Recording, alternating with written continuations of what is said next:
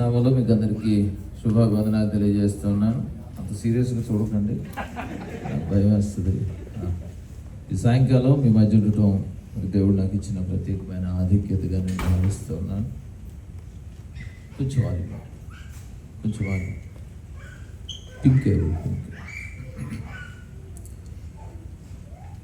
మరి ఇది ఈ శ్రేష్టమైన సమయాన్ని మరి నాకు కేటాయించిన దైవజనులు మరి నరేష్ గారికి ప్రత్యేకమైన వందనాలు తెలియజేస్తూ ఉన్నాను. నేను అమెరికా రావడం ఇది రెండవసారి. పోయిన సంవత్సరం కూడా జూలై ఆగస్టు నెలలో ఇక్కడ ఉన్నాను. ఆ టైంలోనే మరి నరేష్ గారు అడిగారు, కానీ అప్పుడు షెడ్యూల్ అంతా అయిపోవటం వలన నేను రాలేకపోయాను. మరలా ఈ సంవత్సరం జూలై 8వ తారీఖున నేను వచ్చాను. మళ్ళీ ఆగస్టు 16 వరకు కూడా అనేక స్థలాల్లో ఈ పరిచయం చేయడానికి దేవుడు కృప చూపించాడు. ఇంతవరకు చక్కని వాగ్దానాలు దైవజనులు జ్ఞాపకం చేశారు, ఆరాధన చేశారు, చక్కగా పాడారు. నా పాట కూడా మీరు బాగా పాడారు, అందుకు మీకు అభినందనలు తెలియజేస్తున్నాను. మరి నేను మీకు ప్రత్యక్షంగా తెలుసో లేదో నాకు తెలియదు. చాలామంది నన్ను ఇంతవరకు చూసి ఉండకపోవచ్చు, అంటే డైరెక్ట్గా చూసి ఉండకపోవచ్చు, కానీ ఎక్కడో చోట చూసి ఉంటారు గ్యారంటీ. క్యాసెట్లోనో, సీడీల్లోనో, టీవీల్లోనో, యూట్యూబ్లోనో, లేదా మీరు ఇండియా వెళ్తే ఏదో గోడల మీద, చెత్త కుండీల మీద ఆ పోస్టర్లో నా ఫోటో చూసుంటారు. మరి నాన్నగారిని జ్ఞాపకం చేశారు. నాన్నగారు డాక్టర్ ఏడీసీ కామన్ గారు. ఆయన ఒక టీచర్గా ఉంటూ టీచర్గా పరిచయం ప్రారంభించి అనేక సంఘాలు కట్టి తర్వాత రిజైన్ చేసి సంపూర్ణ సువార్త పరిచర్యలో గొప్ప ప్రసంగికులుగా ప్రత్యేకంగా జీవజలాలు అనే కార్యక్రమంలో ఒక ప్రత్యేకమైన శైలిలో ప్రజలందరికీ ఆయన పరిచయం కనుక వారి ప్రార్థన, వారి పరిచర్యల ఫలాలతో మరి నేను పెరిగి ఒక గవర్నమెంట్ పాలిటెక్నిక్ కాలేజీలో ఫిజిక్స్ లెక్చరర్గా నేను పనిచేశాను. దాదాపు 25 సంవత్సరాల పైగా ఒక మంచి గెజిటెడ్ ఆఫీసర్గా దేవుడు ప్రభుత్వ బాధ్యత ఇచ్చాడు. కానీ ప్రభుత్వ బాధ్యత, ప్రభు బాధ్యతలు, రెండు బాధ్యతలు బ్యాలెన్స్ చేసి 25 సంవత్సరాలు చాలా పోరాటం చేసాం. రాత్రి మగవాళ్ళు ఒక 3 సంవత్సరాల క్రితం ఇక వీలుగాక నా ఉద్యోగానికి కూడా నేను రిజైన్ చేశాను. చేసి ఇప్పుడు సంపూర్ణంగా ఈ సంగీత పరిచర్యలో, అలాగే 2 సంఘాలకు కాపరిగా సంఘ పరిచర్యను కూడా నేను చేస్తూ ఉన్నాను. కనుక ఎక్కువ సమయం ఈ సాక్ష్యానికి కేటాయించడం మంచిది కాదు. ఎందుకంటే ఇండియాలోనైతే నార్మల్గా 6 గంటలు కానీ పాంప్లెట్లో టైం వేస్తారు ఇక్కడలాగే. కానీ వచ్చేది 8-8:30కి వస్తారు. మెల్లగా అందరు పనులను ముగించుకొని స్నానాలు చేసి భోజనం చేసి గిన్నెలు కడిగి గిన్నెలు బోర్లు ఇచ్చి అప్పుడు వస్తారు. వచ్చి 8:30కి వచ్చి కూర్చొని చూస్తారా, కానీ నువ్వు మొదలెట్టాల్సి జాగ్రత్త చూడు. ఇక అక్కడ 11:30, 12 వాళ్ళకేం పెద్ద లెక్కలో ఉండదు. కానీ ఇక్కడ పరిస్థితులు నాకు తెలుసు. కానీ కొద్దిగా టైం దాటిందంటే మొహమాట ఉండదు మీకు, ఎందుకంటే మీకున్న లైఫ్ స్టైల్ అలాంటి. అందుకని ఉన్న సమయంలోనే మరి వాక్యాధారమైన కొన్ని పాటలు, అలాగే ఏదైనా ఒక మంచి ఆలోచన దేవుడి నుంచి మీకు ఇవ్వడానికి నేను ప్రయత్నం చేస్తాను. ఇంతవరకు 30 సంవత్సరాల ఈ సంగీత ప్రయాణంలో 800కు పైగా పాటలు రాశాను. More than 800.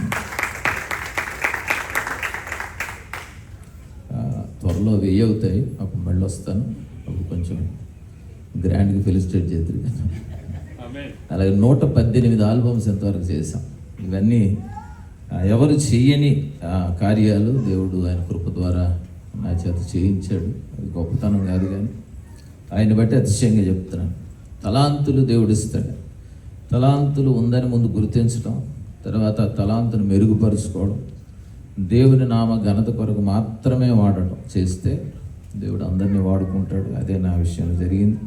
చాలా నమ్మకంగా ప్రారంభంలో ఎలాంటి శ్రద్ధ ఉందో, ఎలాంటి భారం ఉందో దాన్ని కొనసాగిస్తూ ఇప్పటికి కూడా అదే వేగంతో మరి పాటలు, వాక్యాధారమైన పాటలు ప్రజలకు అందించడానికి ప్రయత్నం చేస్తున్నాను. క్రైస్తవ సంగీతం కాలక్షేపం కాదు. Christian music is not merely for time pass. ఇప్పటికి కూడా కొంతమంది అలాగే ఫీల్ అవుతారు. కానీ క్రైస్తవ సంగీతం అలాంటిది కాదు. అది సంతోషాన్ని ఇస్తుంది, ఎగ్జైట్ చేస్తుంది, ఎంజాయ్మెంట్ ఇస్తుంది. దానికంటే ప్రాముఖ్యంగా దేవుని వాక్య వాగ్దానాలను జ్ఞాపకం చేస్తుంది. దేవుని వాక్యమే పాడుతూ ఉన్నప్పుడు వాక్యం జ్ఞాపకం రావాలి, దేవుని వాగ్దానాలు జ్ఞాపకం రావాలి. అప్పుడు అవి మనల్ని ఆదరిస్తాయి. దేవుని వాక్యం అది బలము గలది, ప్రభావం గలదైతే అది ఏ రూపంలో వెలువడినా దాని పని చేసేస్తుంది. అది ప్రసంగం అవ్వచ్చు, పాట అవ్వచ్చు, సాక్ష్యం అవ్వచ్చు. Children, can you please SIT at a place, please help me. ఇక్కడ పిల్లల్ని ఏమనకూడదని నాకు తెలుసు, పోలీసులు చేస్తారని, కానీ మరి తప్పదు. కొంచెం 25 సంవత్సరాలు టీచర్గా పనిచేశాను కాబట్టి మాకు కొంచెం డిసిప్లిన్. పిల్లలు అటు ఇటు తిరిగితే పాఠం చెప్పలేము. Thank you, so good, God bless you. కనుక పాట అలాంటి లక్షణాలు ఉన్నప్పుడు పాట ద్వారా ప్రభావం కలుగుతుంది. అది నాకు తెలుసు కనుకే దేవుని వాక్యం లేకుండా ఏ పాట నేను రాయడానికి ప్రయత్నం చేయను, ధైర్యం చేయను, సాహసం చేయను అనాలి.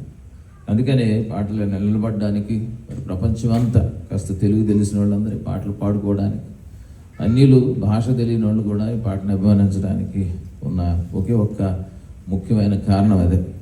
కనుక పాటలు ఇంతవరకు మీరు వింటున్నారు, చాలా పాటలు విన్నారు. నా పాటలని తెలియకుండానే చాలా పాటలు మీరు పాడేసుకుంటున్నారు. ఇదంటే నాకు తెలుసు కాబట్టి పాస్టర్ గారు చెప్పారు, కానీ తెలియకుండా చాలా పాటలు పాడుకుంటున్నారు. ఇప్పుడు కొన్ని పాటలు నేను పాడతాను, ఓహో ఈ పాట మీరు రాసిందా అని ఒకవేళ మీకు అనిపిస్తే, ఇప్పటిదాకా ఆ పాట మీరు పాడుకుంటున్నందుకు నాకు ఫైన్ కట్టేసాను. ఆల్మోస్ట్ 90s నేను మొట్టమొదట ఈ మ్యూజిక్ మినిస్ట్రీ స్టార్ట్ చేసినప్పుడు చిన్నపిల్లల పాటలతో నేను స్టార్ట్ చేశాను. రికార్డ్ చేయడం మొట్టమొదట చిన్నపిల్లల పాటలు. నాలాంటి చిన్నలంటే ఏసఐకి ఇష్టం. ఎంతమంది తెలుసా ఎవరికైనా? Very good. ఏసఐ గురించి ఎప్పుడైనా విన్నా తెలుసా? ఇటే చూస్తాను, మీ చేతులు ఏం లేవట్లేదు. ఓకే, అక్కడి నుంచి ప్రారంభమైంది. ఆ తర్వాత అన్ని సందర్భాల మీద పాటలు రాయడం జరిగింది. కళ్యాణం కామని ఏం తెలుసా? ఇది అందరికీ తెలుసు. మీ పెళ్ళిళ్ళలో కూడా ఎవరు పాడుంటారు. కొన్ని చోట్ల వాళ్ళ పెళ్ళిళ్ళలో నేనే పాడాను నుంచి నన్ను కలుస్తూ ఉన్నాను ఇక్కడ అమెరికాలో కూడా.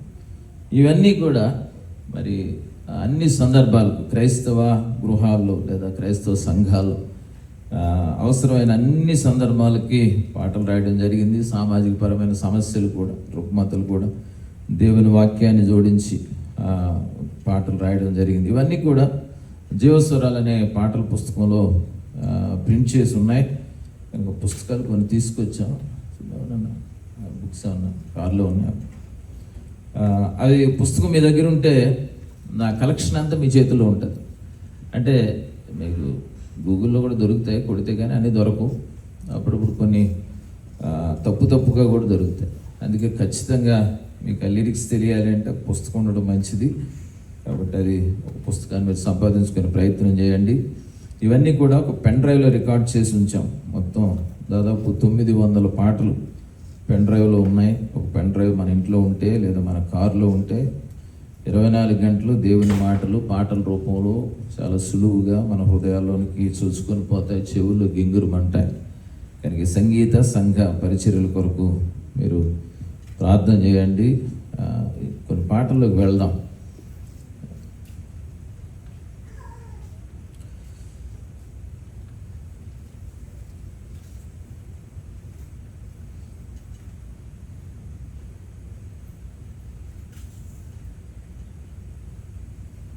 నీ మాట నా పాటగా అనుక్షణం పాడని, లోకాన నిన్ను చాటగా నా స్వరం వాడని అనే పాటతో నేను గాన పరిచర్యలోకి వెళ్తాను.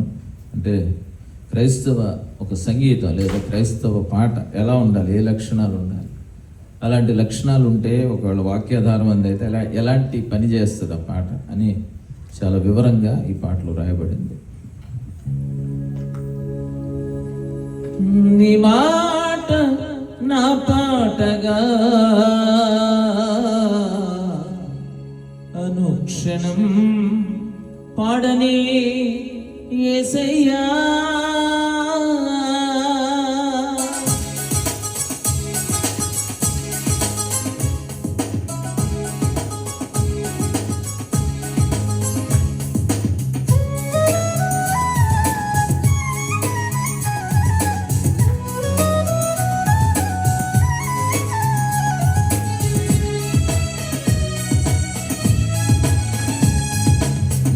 మాట నా పాటగా అనుక్షణం అనుక్షణం పాడని లోకాన నిన్ను చాటగా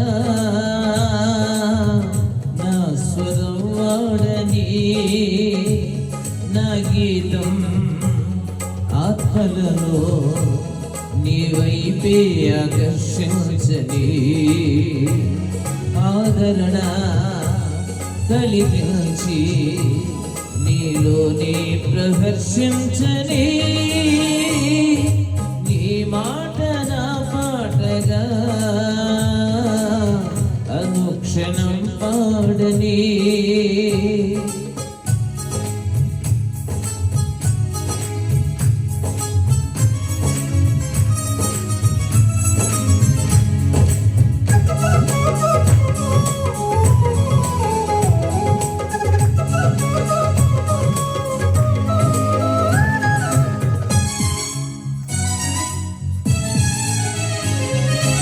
ఏ చోట గళమెత్తినా నీ ప్రేమ ధ్వనించని పాడేటి ప్రతి పాటలో నీ రూపు కనిపించని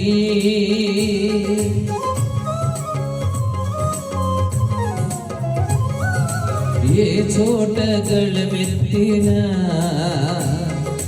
నీ ప్రేమ ధ్వనించని పాడేటి ప్రతి పాటలో నీ రూపు కనిపించని వినిపించుచున్నప్పుడే ఉద్రేకమును రేపక స్థిరమైన ఉజ్జీవమో లోలోన రగిలించని నా గీతం ఆత్మలను నీ వైపే ఆకర్షించని ఆదరణ కలిగించి నీలోనే ప్రహర్షించని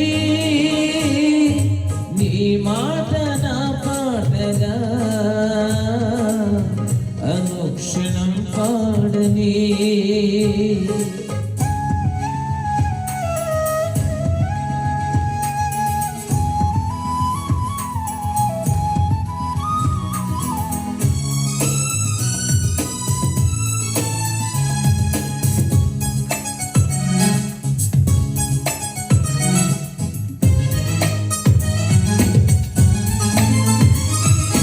నీ దివ్య గానామృతం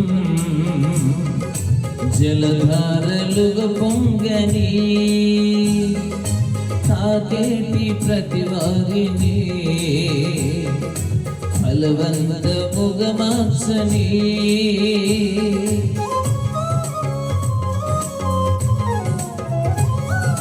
నీ దివ్య గానామృతం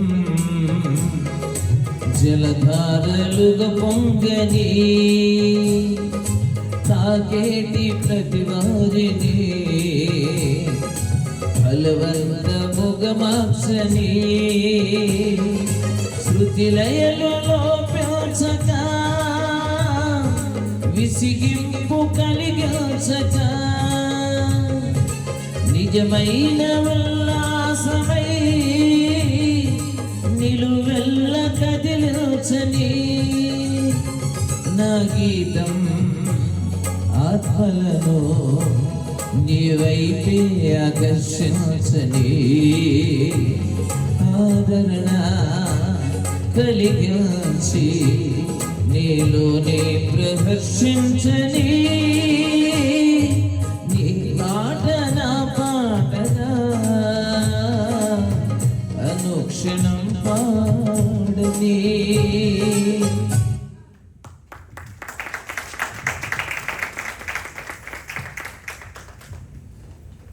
రైట్, పాట ఒకవేళ పాడగలిగితే ట్రై చేయండి. పాట రాకపోతే మొదటిసారి విని రెండోసారి పాడడానికి ప్రయత్నం చేయండి. అంటే అన్ని పాటలు పాడలేకపోవచ్చు, కానీ చాలా పాటలు నా పాటలు పాడడానికి అనుకూలంగా ఉంటాయి. పుస్తకాలు కొంచెం ఎవరన్నా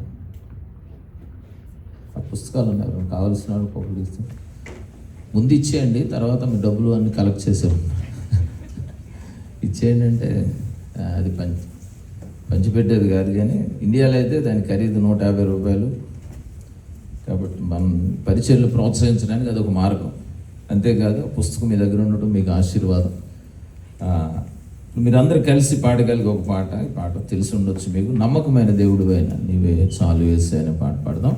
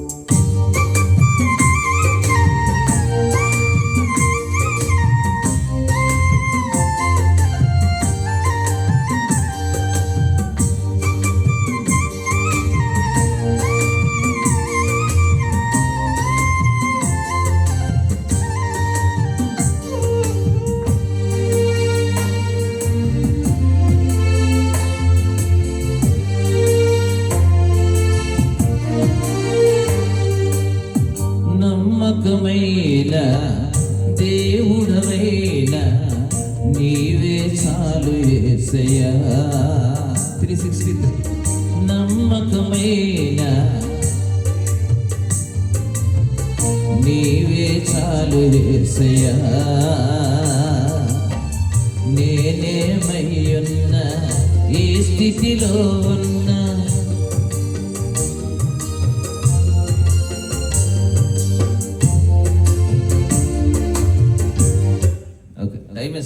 తీయండి, ఓపెన్ చేయండి, పాడాలి అందరూ. 363 363. ఓకే, ఇప్పుడు మళ్ళీ మొదలెడదాం. మొదటిసారి నేను పాడతాను, రాకపోయినా విచిత్రం ఏం లేదు. రెండోసారి మీరు పాడేయచ్చు. పాడాలంటే మొదటిసారి నేను పాడేటప్పుడు మర్యాదగా వినాలి.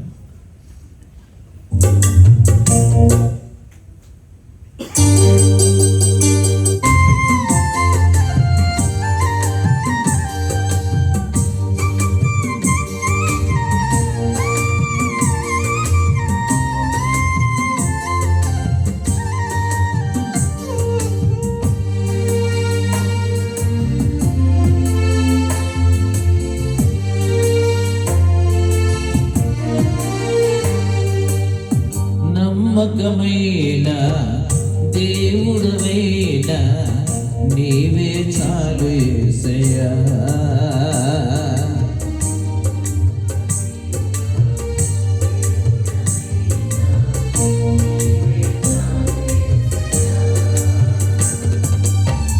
నేనేమయ్యున్న ఈ స్థితిలో ఉన్నా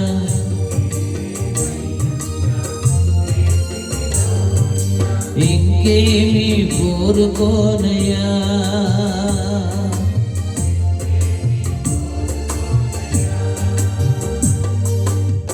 నమ్మకమైన దేవుడవైన నీవే చాలు యేసయ్యా.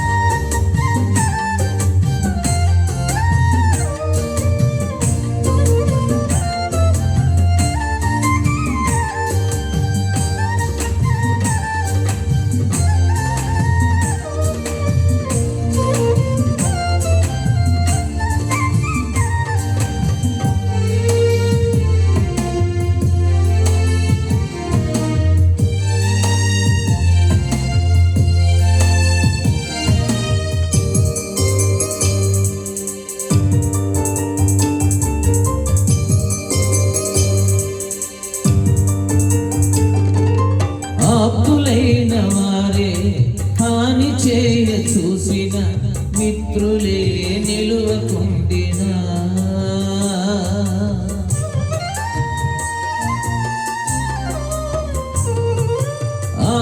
శత్రువులైన వారే హాని చేయ చూసిన మిత్రులే నిలువకుండిన న్యాయము తీర్చే నీవు నాకుంటే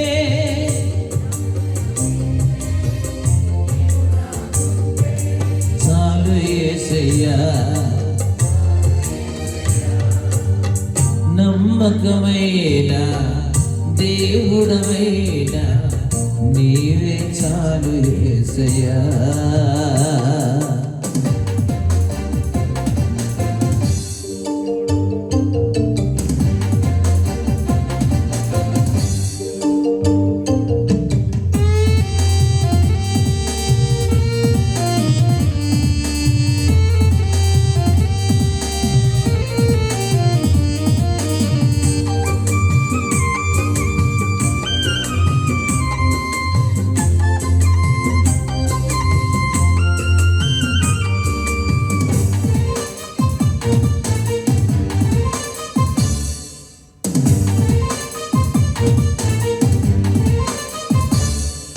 జ్ఞానమంత చూపి శక్తిధార పోసిన నష్టమే మిగులుచుండిన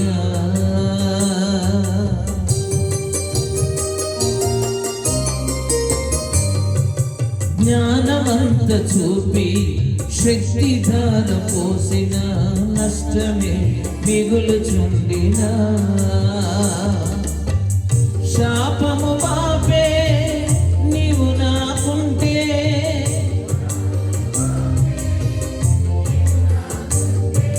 చాలు యేసయ్యా.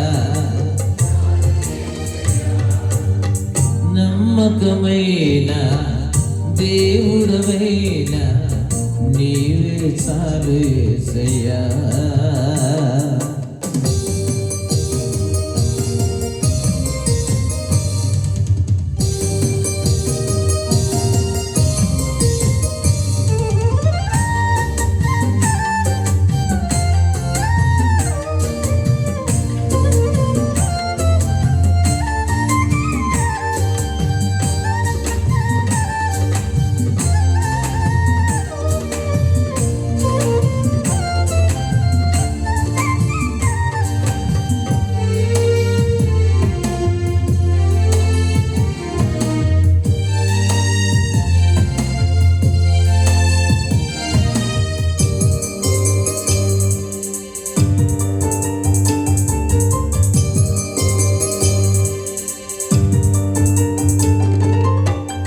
కష్టకాలమందు గుండె జారిపోయిన గమ్యమే తెలియకుండినా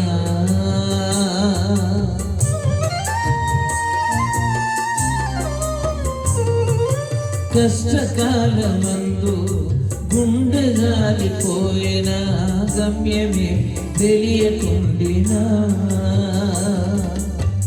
సాయము చేసే నీవు నాకుంటే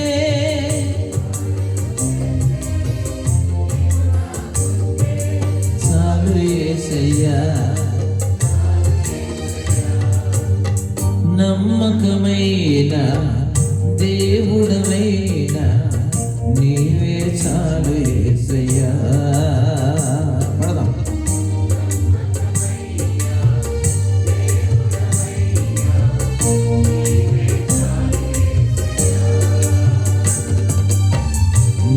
నేనేమయ్యున్నా ఈ స్థితిలో ఉన్నా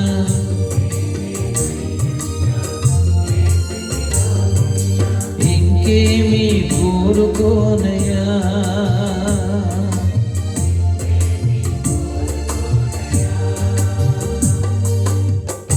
నమ్మకమైన దేవుడవైన నీవే చాలు యేసయ్యా.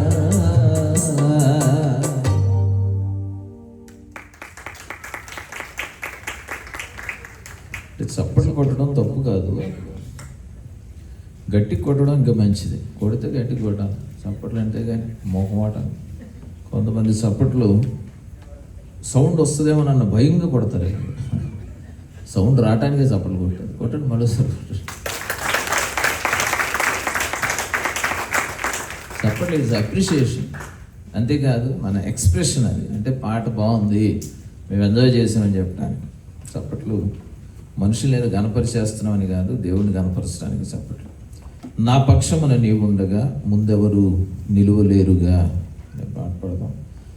అది చూడండి ఎక్కడుందో.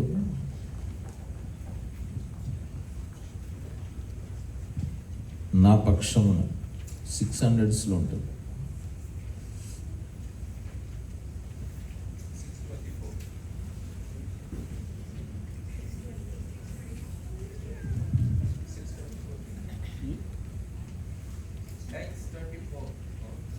Six 24. 624 624. రోమిలికి రాసిన పత్రిక 8వ అధ్యాయం 30-31 వచనాల్లో ఇట్లుండగా ఏమందము, దేవుడు మన పక్షమున ఉండగా మనకు విరోధి ఎవడు అనే మాట రాసి ఉంటుంది. కనుక దేవుడు మన పక్షాన ఉంటే మనకు విరోధి ఎవడు ఉండడంటే, విరోధులు ఎవరు మన ముందు నిలబడలేరు. అదే కాన్సెప్ట్. ఇవాళ క్రైస్తవుల్ని, దేవుని పిల్లల్ని చాలా చులకనగా చూస్తుంది సమాజం, అంటే బలహీనులుగా చూస్తుంది. మీకు ఇండియాలో ఉన్న పరిస్థితులు మరి సరిగ్గా ఫాలో అవుతున్నారో లేదో తెలియదు, కానీ ఈ మధ్యకాలంలో క్రైస్తవులకి వ్యతిరేకత ఎక్కువైపోయింది, క్రైస్తవుల మీద దాడులు ఎక్కువైపోయినాయి. ఇదివరకు నార్త్లో చూసేవాళ్ళం, కానీ ఇప్పుడు సౌత్లోకి వచ్చేసి ఎక్కడ పడితే అక్కడ చర్చ్ మీద అటాక్ చేయడం, హాస్టల్ని కొట్టడం, ఎవరైనా ట్రాక్స్ పంచుతూ ఉంటే, స్ట్రీట్ ప్రీచింగ్ చేస్తూ ఉంటే వాళ్ళ ఇష్టానుసారంగా వాళ్ళ మీద దాడి చేయడం చాలా దారుణంగా. అలాగే దేవుడిని తిట్టడం. ఈ మధ్య కొంతమంది బహిరంగంగానే దేవుడిని భయంకరంగా తిడుతున్నారు, భయంకరంగా దూషిస్తున్నారు. వాళ్ళకి ఎవరైనా సమాధానం చెప్తే వాళ్ళ మీద కేసులు పెడుతున్నారు, కానీ అసలు వాళ్ళ మీద మాత్రం కేసులు పెట్టట్లేదు. అంటే ప్రభుత్వాలు కూడా క్రైస్తవులకు వ్యతిరేకమైపోయింది. ఈ మధ్య ఉండి నియోజకవర్గం అని ఒక కాన్స్టిట్యుయెన్సీలో ఆయన డిప్యూటీ స్పీకర్, ఆయన క్రైస్తవులతో గొడవ పెట్టుకొని క్రైస్తవులు అంతు చూస్తాను అని ఓపెన్గా స్టేట్మెంట్ ఇచ్చి 113 చర్చిలకి నోటీసులు ఇచ్చారు. అవి పర్మిషన్ లేవు, మేము డిమాలిష్ చేస్తామని. అంత భయంకరమైన పరిస్థితులు. ఎందుకు వాళ్ళు ఇలా చెలరేగిపోతున్నారంటే, క్రైస్తవులు హింసకు ప్రతిహింస చేయరు అని. చెంపదెబ్బ కొడితే ఇంకో చంపేస్తారు, కానీ వాళ్ళు తిరిగి కొట్టరు అని ధైర్యం. చాలామంది ఒకవేళ ఎవరైనా దాడులు చేసినా కూడా పోలీస్ కేసులు పెట్టడానికి కూడా మన వాళ్ళు ఇష్టపడలేదు. కొంతమంది పాస్టర్లు దేవుడే చూసుకుంటాడంటే, కనుక అది బలహీనతగా భావిస్తున్నారు. కానీ దేవుడు అంటాడు, నేను మీ పక్షాన నిలబడి యుద్ధం చేస్తాను అంటాడు. కనుక దేవుడు మన పక్షాన యుద్ధం చేస్తున్నప్పుడు శత్రువు ఓడిపోతాడు ఖచ్చితంగా. అయితే దానికి ఒక సమయం ఉంది. అంతేకాదు, ఇశ్రాయేలీలు అనేక సార్లు శత్రువులతో పోరాటం చేస్తున్నప్పుడు వాళ్ళకి అర్థమయ్యేలాగా చేస్తాడు దేవుడు. ఎందుకంటే వాళ్ళు పెద్దగా పని చేయకుండానే శత్రువులకి అపజయం రావడం చూసి వాళ్ళకి అర్థమవుతుంది ఏంటంటే వాళ్ళ పక్షాన దేవుడు యుద్ధం చేస్తున్నాడు అని. అప్పటిదాకా ఎందుకు మన ఇజ్రాయెల్ దేశం అప్పుడు అరబ్బులు వాళ్ళ మీద, ఈ అరబ్ కంట్రీస్ అని ఒకసారి వారు జరిగింది. వారు జరిగినప్పుడు ఒక ఆయన స్టేట్మెంట్ ఇచ్చాడు, వాళ్ళు ఇంత చిన్న దేశమే అండి, చిన్న సైన్యం ఉండి ఇన్ని దేశాలు కలిసి వాళ్ళ మీద దాడి చేసినా కూడా వాళ్ళు గెలవటానికి కారణం ఏంటంటే వాళ్ళ తరపున వాళ్ళ దేవుడు పనిచేస్తున్నట్టున్నాడు. అందుకే మన రాడార్లు కూడా పనిచేయట్లేదు అని, చాలా వీళ్ళ మిషనరీ పనిచేయలేదు చాలా. కాబట్టి దేవుడు మన పక్షాన్ని యుద్ధం చేస్తాడు, మనల్ని అలిసిపోనివాడు. మన పక్షాన్ని దేవుడు ఉన్నాడని శత్రువు కూడా అర్థమయ్యేలా చేస్తాడు కొన్ని రోజులు. అందుకని మేమందరం ఈ పరిస్థితుల్లో మా చర్చెస్ అన్నింటిలో మా ప్రేయర్ ఏంటంటే, మేము బలహీనలకు కనబడుతున్నాం కానీ మా వెనక నువ్వు వాళ్ళకి కనపడాలి ప్రభు అని. కనుక ఆ పరిస్థితి దేవుడు వచ్చేలా చేస్తాడు. ఈ పరిస్థితుల్లో రాసిన పాట ఇది. నా పక్షమున నీవు ఉండగా ముందెవరు ఊరక నిలిచినా కార్యం జరుగుతుంది. ఎర్ర సముద్రం దగ్గర దేవుడు అదే చెప్తాడు. శత్రువులు వెనకాల వచ్చి ముందు ఎర్ర సముద్రం వెనకాల శత్రువులు ఉంటే వాళ్ళు కంగారు పడతా ఉంటే ఇశ్రాయేలీయులు, మీరు ఊరక నిలబడి చూడండి, యెహోవా కలుగజేయ రక్షణ. కనుక మనం ఊరక నిలబడితే పని చేస్తాడు దేవుడు. ఆమేన్, హల్లెలూయా. ఆ పాట పాడదాం.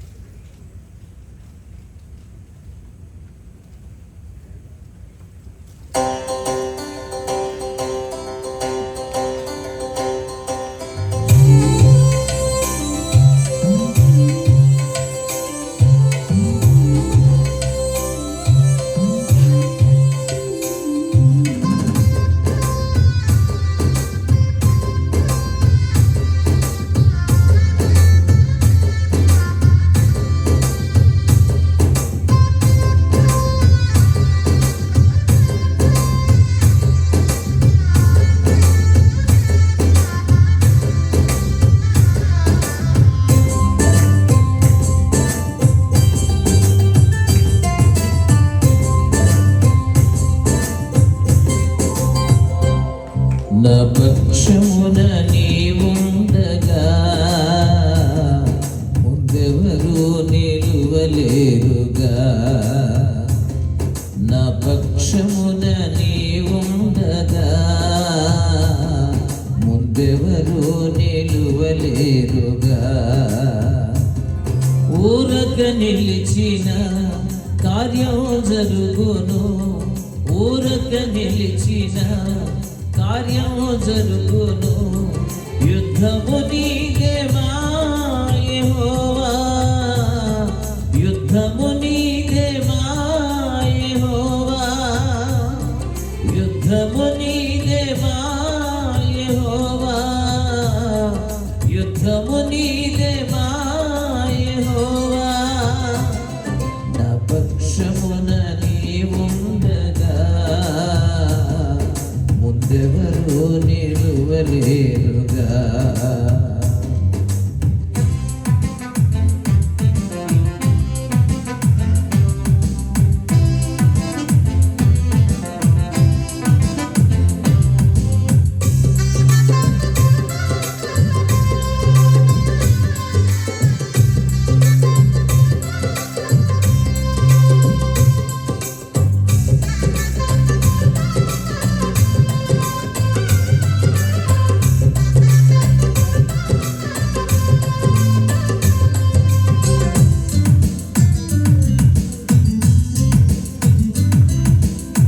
మోసగించబడ్డాను, త్రోసివేయబడ్డాను, ఆందోళనతో విలపించాను.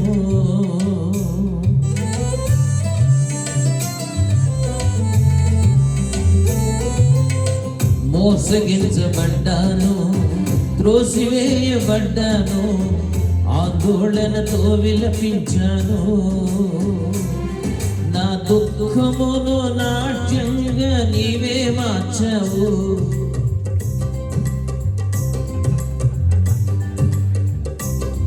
కోల్పోయిన శత్రువు ఆశ భంగం చేశావు, వేధించిన శత్రువు ఆశ భంగం చేశావు.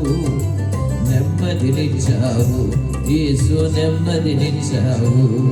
యుద్ధము నీదేవా యెహోవా, యుద్ధము నీదేవా యెహోవా.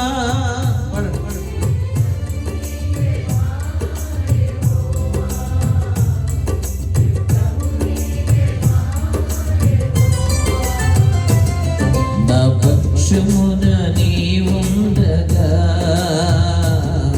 ముందెవరు నిలువలేరుగా.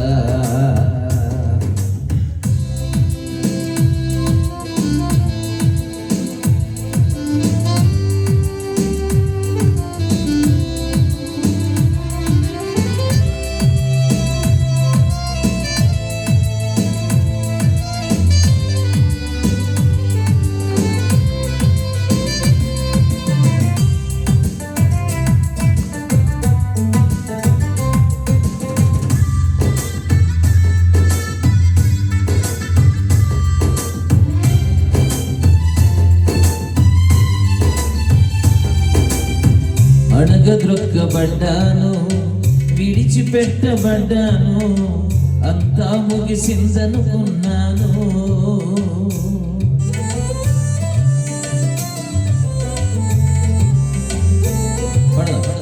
అణగద్రొక్కబడ్డాను, విడిచిపెట్టబడ్డాను, అంతా ముగిసిందనుకున్నాను. నా ఓటమిని విజయంగా నీవే మార్చావు,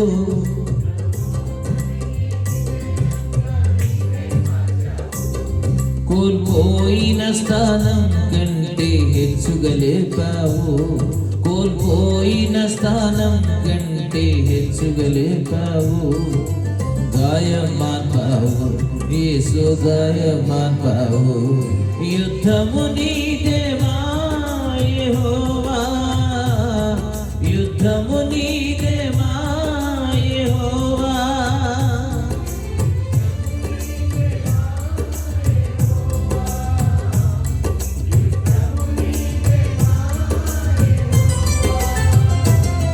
నా పక్ష పక్షమున నీవుండగా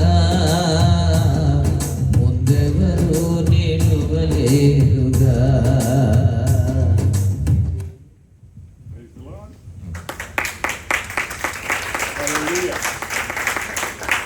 అంటే మధ్యలో ఆపేయడానికి కారణం ఏంటంటే టైం తక్కువ ఉంది కనుక ఒక చరణాన్ని కత్తిరిస్తున్నాను. ఒకళ్ళు పాట ఇంకొక పాట పాడవచ్చు. అలాగే పాట బాగుందనిపిస్తే మీకు ఏమవుతుంది, అది వినాలని ఇంట్రెస్ట్ వస్తుంది, వెంటనే వినడానికి ఒక అవకాశం ఉంది. ఈ పాటలన్నీ సింఫనీ మ్యూజిక్ అని యూట్యూబ్ ఛానల్లో ఉన్నాయి. ఛానల్ తెలుసా మీకు? పరిచయం ఉంటే వెరీ గుడ్, లేకపోతే కనీసం ఈరోజైనా పడుకోబోయే ముందు మర్యాదగా దాన్ని ఒకసారి ఓపెన్ చేసి సబ్స్క్రైబ్ చేసి దాంతో పరిచయం చేసుకొని రేపటి నుంచి ఈ పాటలు వింటూ ఉండండి. వాక్యాధారమైన పాటలు వినడం మంచిది. రైట్. నేను హైదరాబాద్లో కాలేజీలో పనిచేస్తున్నప్పుడు ఒక విద్యార్థి ఒక స్టూడెంట్ నా దగ్గరికి వచ్చాడు. అంటే పాటలు రాయడానికి కొంతమంది దైవజనులు ప్రసంగాలు, అంటే నాన్నగారు లాంటి ప్రసంగికులు, మేము సభలకు వెళ్ళినప్పుడు పాటలు అయిపోయిన తర్వాత కిందకి దిగి వెళ్ళి అలవాటు లేదు నాకు. వీలైనంత వరకు అక్కడే కూర్చొని ప్రసంగాలు వింటాను. అలా విన్న ప్రసంగాల నుంచి కొన్ని అంశాలతో పాటలు వస్తాయి.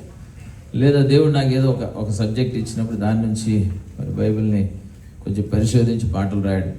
కొన్ని సామాజిక పరమైన అంశాలు, కొన్ని రుగ్మతలు, కొన్ని నాకు ఎదురయ్యే సంఘటనలు. కొంతమంది మనుషులు, ఈ రకరకాల మనుషులు చూస్తాం, రకరకాల పరిస్థితులు, ఎన్నో దేశాలు, ఎన్నో ప్రాంతాలు, విచిత్రమైన మనస్తత్వాలు కనబడతాయి. అన్నిటినీ బ్యాలెన్స్ చేసుకుంటాం, లేకపోతే ఇట్లాంటి చోట పని చేయలేము మేము. ఎందుకంటే ఇండియాలో ఎట్లా ఉంటుందంటే, చిన్న మీటింగ్ అంటే 500 మంది ఉంటారు. చిన్న మీటింగ్, ఏ పబ్లిసిటీ లేకుండా స్టీవెన్సన్ అవుతున్న ఒక 500 మంది ఉంటారు. అలాగే 10,000 మంది లేదా 20,000 మంది, 1,00,000 మంది ఉన్నా కూడా అక్కడ ఒక ఆసక్తి ఉంటుంది అన్నమాట. ఎంతమంది ఉన్నా, 10,000 మంది ఉన్నా కూడా ఆ చివరిలో ఉన్నవాడు కూడా కథలనే ఉన్నాయి. అంటే దేవుడు ఆ కృపించాడు. అంటే గ్రౌండ్లో ఒక డిసిప్లిన్ ఉంటుంది, కానీ అన్ని చోట్ల అది కుదరదు. అలాగని చెప్పి అన్ని చోట్ల అలా చేయాలని కూడా ప్రయత్నం చేయకూడదు, ఫెయిల్ అవుతాం. అనవసరంగా జనాలు ఆగ్రహానికి లోనవుతారు. అందుకే మర్యాదగా ఎక్కడ ఉన్న పరిస్థితుల్ని అక్కడ జాగ్రత్తగా అర్థం చేసుకొని పని చేస్తూ ఉంటాం. ఇలాంటి సంఘటనల్లోంచి పుట్టిన పాట ఇప్పుడు నేను పాడబోతున్నాను. ఆ సంఘటన ఏంటంటే, వాడు వచ్చి చెప్తాడు, సార్ నాకు ప్రాబ్లం వచ్చింది సార్ అన్నాడు. ఏంటి అంటే, మా నాన్నమ్మ సార్ అన్నాడు.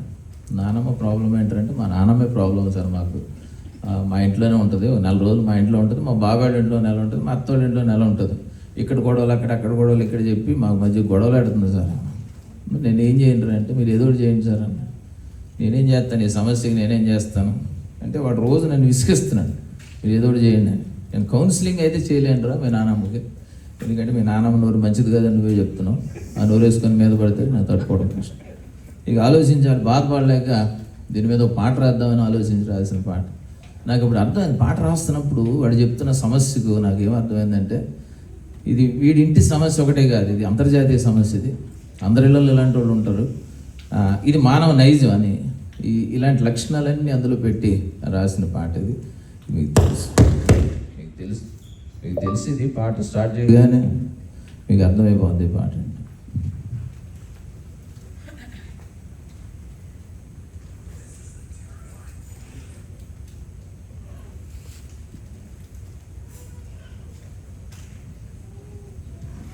నూట 123వ పాట.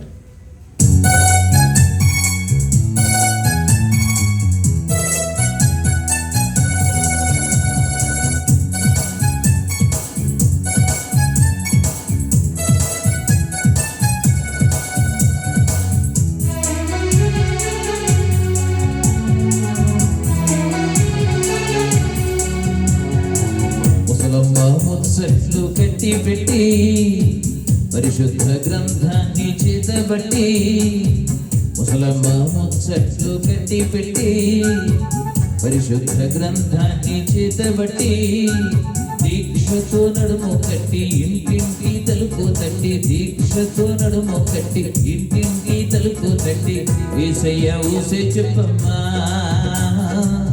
ఊరకనే ఉంటే తప్పమ్మా, యేసయ్య ఊసే చెప్పమ్మా, ఊరకనే ఉంటే తప్పమ్మా.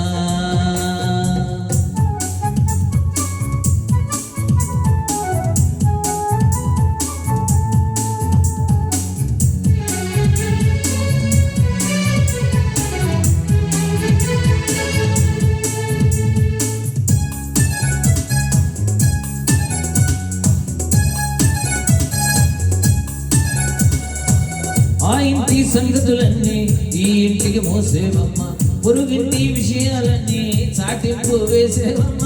ఆ ఇంటి సంగతులన్నీ ఈ ఇంటికి మోసేవమ్మ, పొరుగింటి విషయాలన్నీ చాటింపు వేసేవమ్మ. ఇక్కడ మాటలు అక్కడ చెప్పి మంచిని చెడుగా చెప్పి, ఇక్కడ మాటలు అక్కడ చెప్పి మంచిని చెడుగా చెప్పి, రెచ్చగొట్టే పనులే మానమ్మా, చిచ్చుగడ్డ బాకి చిన్నమ్మా. రెచ్చగొట్టే పనులే మానమ్మా, చిచ్చుగడ్డ బాకి చిన్నమ్మా.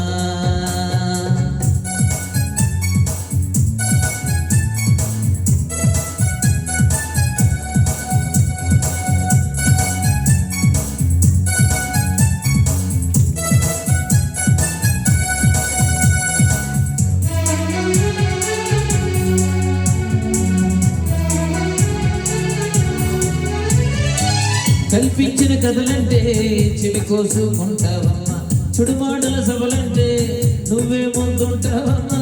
కల్పించిన కథలంటే చెవి కోసుకుంటావమ్మా, చెడుమాటల సభలంటే నువ్వే ముందుంటావమ్మా. విన్నదానికి కొసలు వేసి ఉన్నదాన్ని మార్చేసి, విన్నదానికి కొసలు వేసి ఉన్నదాన్ని మార్చేసి, గుడ్డాలు చెప్పవద్దమ్మా, జగడాలు పెట్టకు పెద్దమ్మా. గుడ్డాలు చెప్పవద్దమ్మా, జగడాలు పెట్టకు పెద్దమ్మా.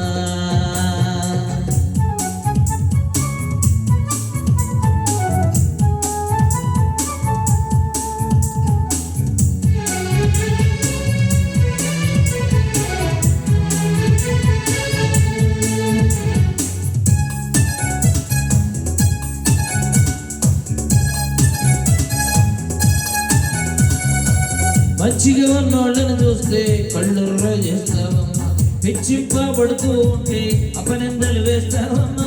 మంచిగా ఉన్నోళ్ళని చూస్తే కళ్ళుర్ర చేస్తావమ్మా, హెచ్చింపబడుతూ ఉంటే అపనిందలు వేస్తావమ్మా. వ్యంగ్యపు మాటల కత్తులు తూసి చల్లగా గుండెను పోసి, వ్యంగ్యపు మాటల కత్తులు తూసి చల్లగా గుండెను పోసి, గాయాలు చెయ్యవద్దమ్మా, నోటికి ఉండాలి హద్దమ్మా. గాయాలు చేయవద్దమ్మా, నోటికి ఉండాలి హద్దమ్మా. ముసలమ్మ ముచ్చట్లు కట్టి పెట్టి, పరిశుద్ధ గ్రంథాన్ని చేతబట్టి, ముసలమ్మ ముచ్చట్లు కట్టి పెట్టి, పరిశుద్ధ గ్రంథాన్ని చేతబట్టి, దీక్షతో నడుము కట్టి ఇంటింటి తలుపు తట్టి, దీక్షతో నడుము కట్టి ఇంటింటి తలుపు తట్టి, యేసయ్య ఊసే చెప్పమ్మా, ఊరకనే ఉంటే తప్పమ్మా. యేసయ్య ఊసే చెప్పమ్మా, ఊరకనే ఉంటే తప్పమ్మా.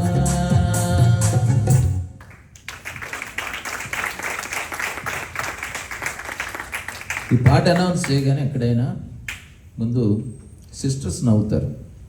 ఎందుకు నవ్వుతారంటే మా పాటే కదా పాడు. తర్వాత బ్రదర్స్ ముసిముసి నవ్వులు నవ్వుతారు, ఎందుకంటే మేము వాళ్ళని ఎలాగ అనలేం కదా, మేము వెళ్ళాలి అనే ధైర్యం లేదు, నువ్వు అనేసే మా తరపున. ఈ పాట రిలీజ్ అయిన మొదటి సంవత్సరాల్లో ఖమ్మంలో ఒక మీటింగ్లో పాట పాడే దిగ్గానే ఒక ఆంటీ వచ్చారు నా దగ్గరికి. వచ్చి బాబు ఎంత జ్ఞానం ఇచ్చాడు నాయన దేవుడు నీకు అబ్బా అని చాలాసేపు ఒక 5 నిమిషాలు పొగిడి మా కోడల గురించి భలే రాశాను ఆయన. ఆమెకి ఎంత ఆనందం ఇస్తుందో. ఆ తర్వాత అదే కాంప్లిమెంట్ ఇంకో చెల్లి దగ్గర నుంచి కొన్ని రోజుల తర్వాత ఇంకొక మీటింగ్లో ఉన్నాను. మా అత్తగారి నుంచి ఎవరు చెప్పారని నేను భలే రాశాను. దేవుడు పాటల ద్వారా కూడా బోధ చేస్తాడు, బుద్ధి చెబుతాడు. పౌలు 2 చోట్ల రాశాడు, సంగీతాలతోనూ ఆత్మ సంబంధమైన పద్యాలతోనూ ఒకరినొకడు బోధించుచు బుద్ధి చెప్పుచు అని ఉంది. కానీ పాట అంటే ఎళకోవడం కాదు, పాట బోధ చేస్తుంది. కొన్నిసార్లు ప్రసంగాలు చేయలేని పనులు పాటలు చేస్తాయి. ఎందుకంటే పాటలు చాలా సులువుగా దేవుని వాక్యాన్ని అంటే కన్విన్సింగ్గా దేవుని మాటలు ప్రజల హృదయాల్లోనికి తీసుకుని వెళ్తాయి. కనుక ఇలాంటివి చాలా ఉన్నాయి. మందు మీద రాసే పాట, స్మోకింగ్ మీద రాసే, డ్రగ్స్ మీద రాసే పాట, ఇట్లాంటి చాలా అంటే సోషల్ ప్రాబ్లమ్స్ మీద కూడా పాటలు ఉన్నాయి. చూడండి, పుస్తకంలో చాలా పాటలు కనపడతాయి మీకు. మన ఛానల్లో పాటలన్నీ ఉంటాయి. ఒక్క పాట ఏదైనా ఆప్షన్ మీరు ఏదైనా అడిగితే పాడతాం. టైం ఎంత ఉందని మీరు నాకు టైం చెప్పలేదు. పర్లేదంటే 1 గంట ఎంతవరకు టైం చెప్తే నేను 9 అవుతుంది. నా ఇష్టం అయితే నేను ఎంతసేపు ఏం చేయగలను, 10 నిమిషాలు ముగించగలను, లేకపోతే 1 గంట దాకా కూడా పొడిగించగలను. మీ ఓపిక చెప్పండి. ఎందుకంటే ముఖాలు అసంతృప్తిగా చిరాకుగా పెట్టట్టుగా కుదరదు. అందుకని మీరు చెప్పిన టైం వరకే, అంటే ఆడియన్స్ ఏం తెలియదక్కూడదు కాదు, మాకు అనుభవమే. కొంతమంది ఏం చేస్తారంటే ఏమైనా కొద్దిగా, మేము చర్చిలో కూడా ఫాస్టింగ్ చేస్తాం కాబట్టి ప్రసంగం చేసేటప్పుడు కాస్త టైం ఎక్కువైతే కొంతమంది తెలుగులో ఏం చేస్తారంటే కరెక్ట్ మనవాడు చూస్తుండే కానీ బైబిల్ టప్ మనం మూసేస్తారు. అంటే అర్థం ఏంటంటే చాలా అయిపోయింది. ఇంకా కొంతమంది తెలుగుగాళ్ళు ఇలా పైకెట్టి ఇలా చూస్తాడు, ఇలా చూడొచ్చు వాచ్, ఇలా ఎందుకు చూస్తాడో మనకు చూపించడానికి. సో ఇలాంటి ఏం అవసరం లేదు. అందుకని మీరు టైం చెప్పేస్తే ఆ టైం ముగించాలి. ఓకే, డన్ కదా మీరు? ఓకే, ఒక పాట ఏదని చెప్తారా, మీకు ఇష్టమైన పాట ఏదో?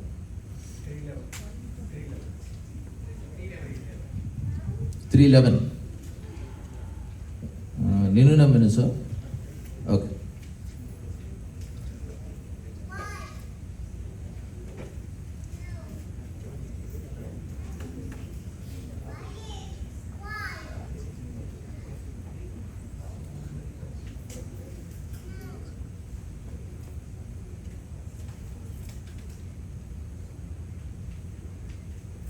ఓకే.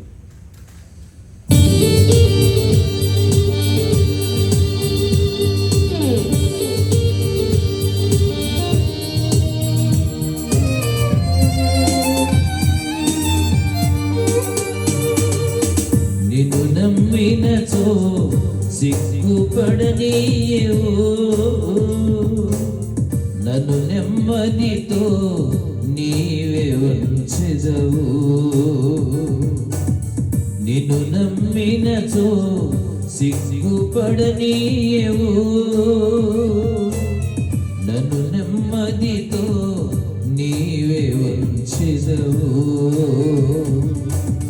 ఆపత్కాలమున నమ్ముకొనదగిన, ఆపత్కాలమున నమ్ముకొనదగిన యేసు నీవే ఆధారము, యేసు నీవే నా ప్రాణము, యేసు నీవే ఆధారము, యేసు నీవే నా ప్రాణము.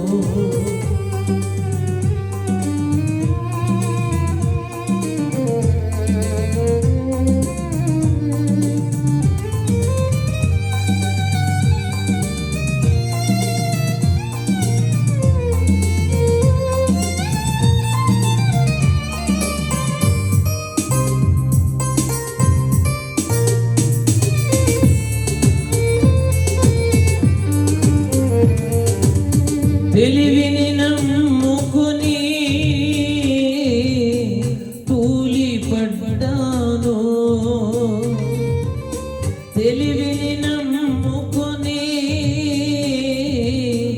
తూలిపడ్డాను. బుద్ధి జ్ఞానము నీ దానమని నీ చెంతకు చేరాను. బుద్ధి జ్ఞానము నీ దానమని నీ చెంతకు చేరాను. యేసు నీవే ఆధారము, యేసు నీవే నా ప్రాణము. పడదాం.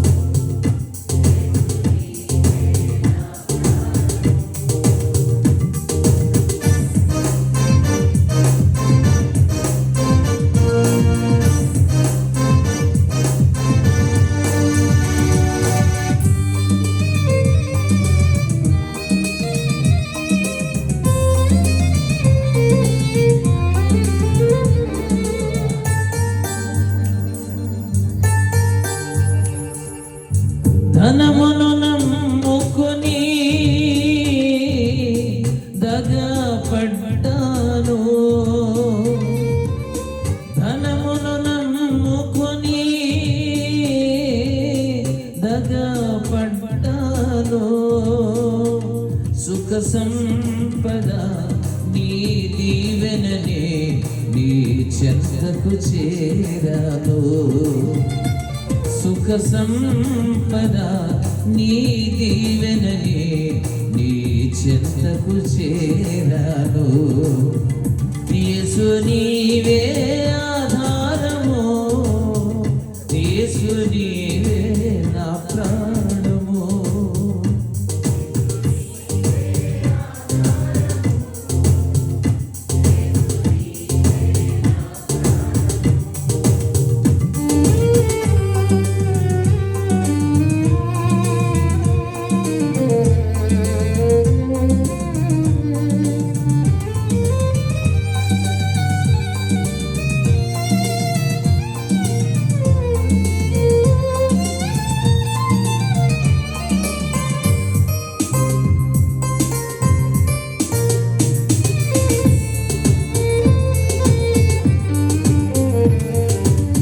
మనుషులను నమ్ముకొని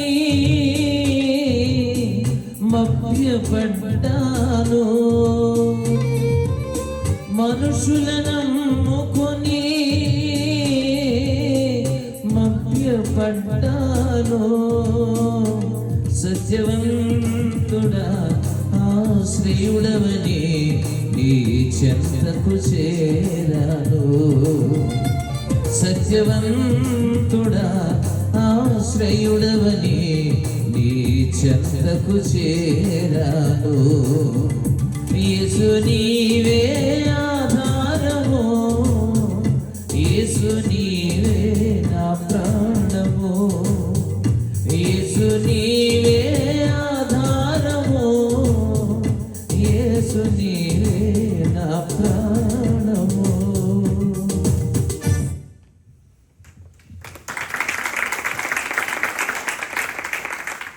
చివరిలో మళ్ళీ 2 పాటలు పాడతాను. ఈ సంగీత పరిచర్య గురించి ఒక మాట చెప్పి ఒక మాట మనం ధ్యానం చేసే ప్రయత్నం చేద్దాం. నేను ఈ ఆల్బమ్ రికార్డ్ చేయడం ప్రారంభించిన దినాల్లో ఒక క్యాసెట్ చేయాలంటే క్యాసెట్లు ఉండేవి, టేపులు క్యాసెట్ టేప్. ఒక్కొక్క క్యాసెట్లో 8 పాటలు ఉండేవి. ఆ 8 పాటలు చేయడానికి ₹1,00,000 అయ్యేది. 1 lakh ఉంటే ఒక 8 పాటల క్యాసెట్ వచ్చేది. ఆ క్యాసెట్లు ఉన్నప్పుడు దాన్ని ప్రొడ్యూస్ చేసి దాన్ని మార్కెట్ చేసినప్పుడు ఆ క్యాసెట్ ఒకవేళ సక్సెస్ అయ్యి ప్రజల్లోకి వెళ్ళడానికి ఒక టైం పట్టేది. అది ఒకవేళ సక్సెస్ అయితే కనుక రిటర్న్స్ వచ్చాయి. మరి క్యాసెట్లు కొనేవాళ్ళు, రిటర్న్స్ వచ్చాయి. ఆ తర్వాత క్యాసెట్ నుంచి సీడీలకు వచ్చింది. సీడీలు వచ్చిన తర్వాత పైరసీ వచ్చింది. ఆ సీడీలు అయిన తర్వాత మళ్ళీ ఇప్పుడు యూట్యూబ్ వచ్చింది. అసలు రిటర్న్స్ లేవు, మార్కెటింగ్ ఏ ఉండదు. కేవలం పాట చేయడం, ఖర్చు పెట్టడం, కష్టపడడం, తీసుకెళ్ళి అందులో ఫ్రీగా వినండి అని పెట్టేయడం. సో ఇలాంటి పరిస్థితుల్లో పాటలు చేయడం చాలా కష్టమైపోయింది.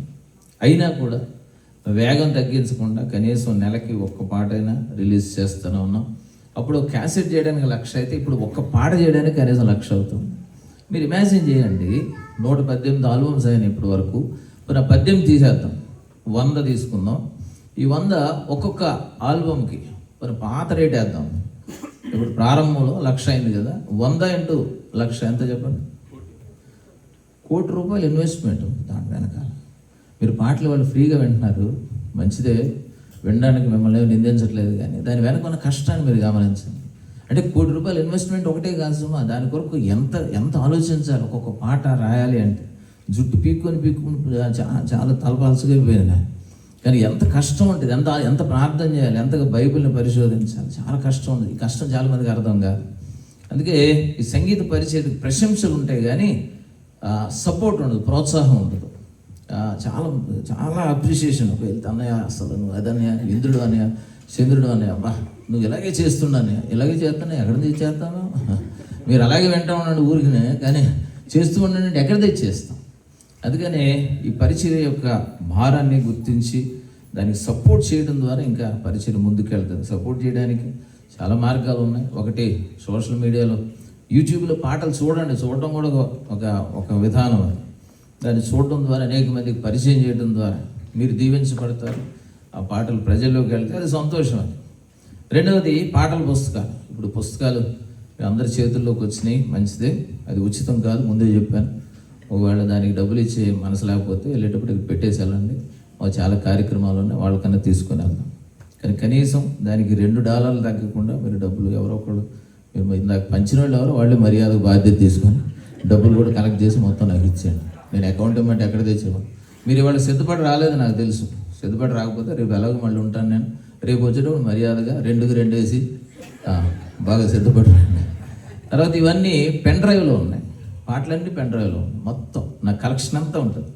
కాబట్టి ఒక పెన్ డ్రైవ్ తీసుకుంటే అదైతే $1,500 ఇండియాలో కనీసం ఒక $20 $15 ఇచ్చి దాన్ని కొనుక్కోవడం ద్వారా అది ఒక ప్రోత్సాహం. అది మీకు లాభం, అలాగే మాకు ప్రోత్సాహం. అలాగే ఏదైనా ఈ పాటలకి దేవుడు మిమ్మల్ని దీవించినప్పుడు ఏదైనా ఒక పాట మా పేరు మీద, మా ఫ్యామిలీ పేరు మీద ఒక పాట ప్రొడ్యూస్ చేయండి అని కొంతమంది ముందుకు వస్తారు. అదొక విధానం.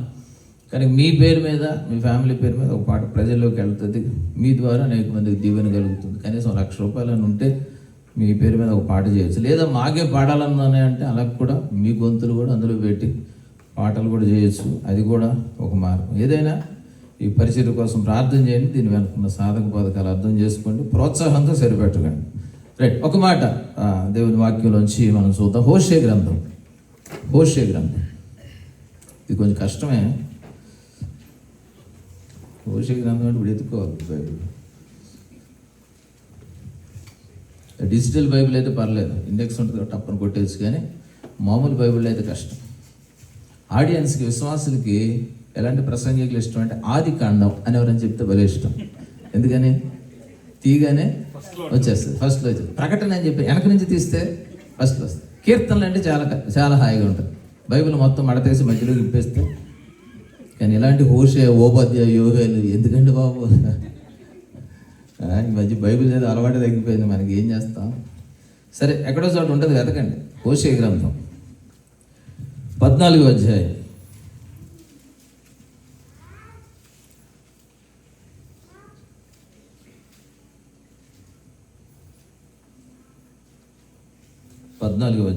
హోషే గ్రంథం 14వ అధ్యాయం 5-6 వచనాలు చదువుతున్నాను. చెట్టునకు మంచు ఉన్నట్లు నేను అతని కుందును, తామర పుష్పము పెరుగునట్లు అతడు అభివృద్ధి నొందును. లెబానోను పర్వతము దాని వేళ్లు తన్నునట్లు వారు తమ వేళ్లు తన్నుదురు. అతని కొమ్మలు విశాలముగా పెరుగును. ఒలీవ చెట్టునకు కలిగినంత సౌందర్యం అతనికి కలుగును. లెబానోనుకున్నంత సువాసన అతనికి. ఇది దేవుని పిల్లలతో చెప్తున్న మాట, ఒక వాగ్దానం లాంటిది. నేను నీకు ఎలా ఉంటాను అంటే, చెట్టునకు మంచు ఎలా ఉంటుందో నేను అలా ఉంటాను నీకు అంటాడు. చెట్టుకి మంచుకున్న సంబంధం అంటే మనకు తెలుసది. ఈ కోల్డ్ కంట్రీస్లో అంటే శీత దేశాల్లో ఆ మంచు పడ్డప్పుడు ఆ చెట్లు కనబడవు, చెట్టునంతా కమ్మేస్తుంది మంచు. ఆ చెట్టు కొమ్మలు, ఆకుల మీద కూడా, ఆకుల చుట్టూ కూడా అవి కనపడనంతగా చెట్టు వాటిని కమ్మేసి ఉంటుంది. అంటే దేవుడు అంటాడు, నేను నిన్ను పూర్తిగా కమ్మేస్తాను, అంటే కమ్ముకొని ఉంటాను అని. అంటే అందుకే కీర్తనగాడు ఒక సందర్భంలో అంటాడు, 139వ కీర్తన 5వ వచనం ఒకసారి చదివితే బాగుంటుంది. 139:5 139:5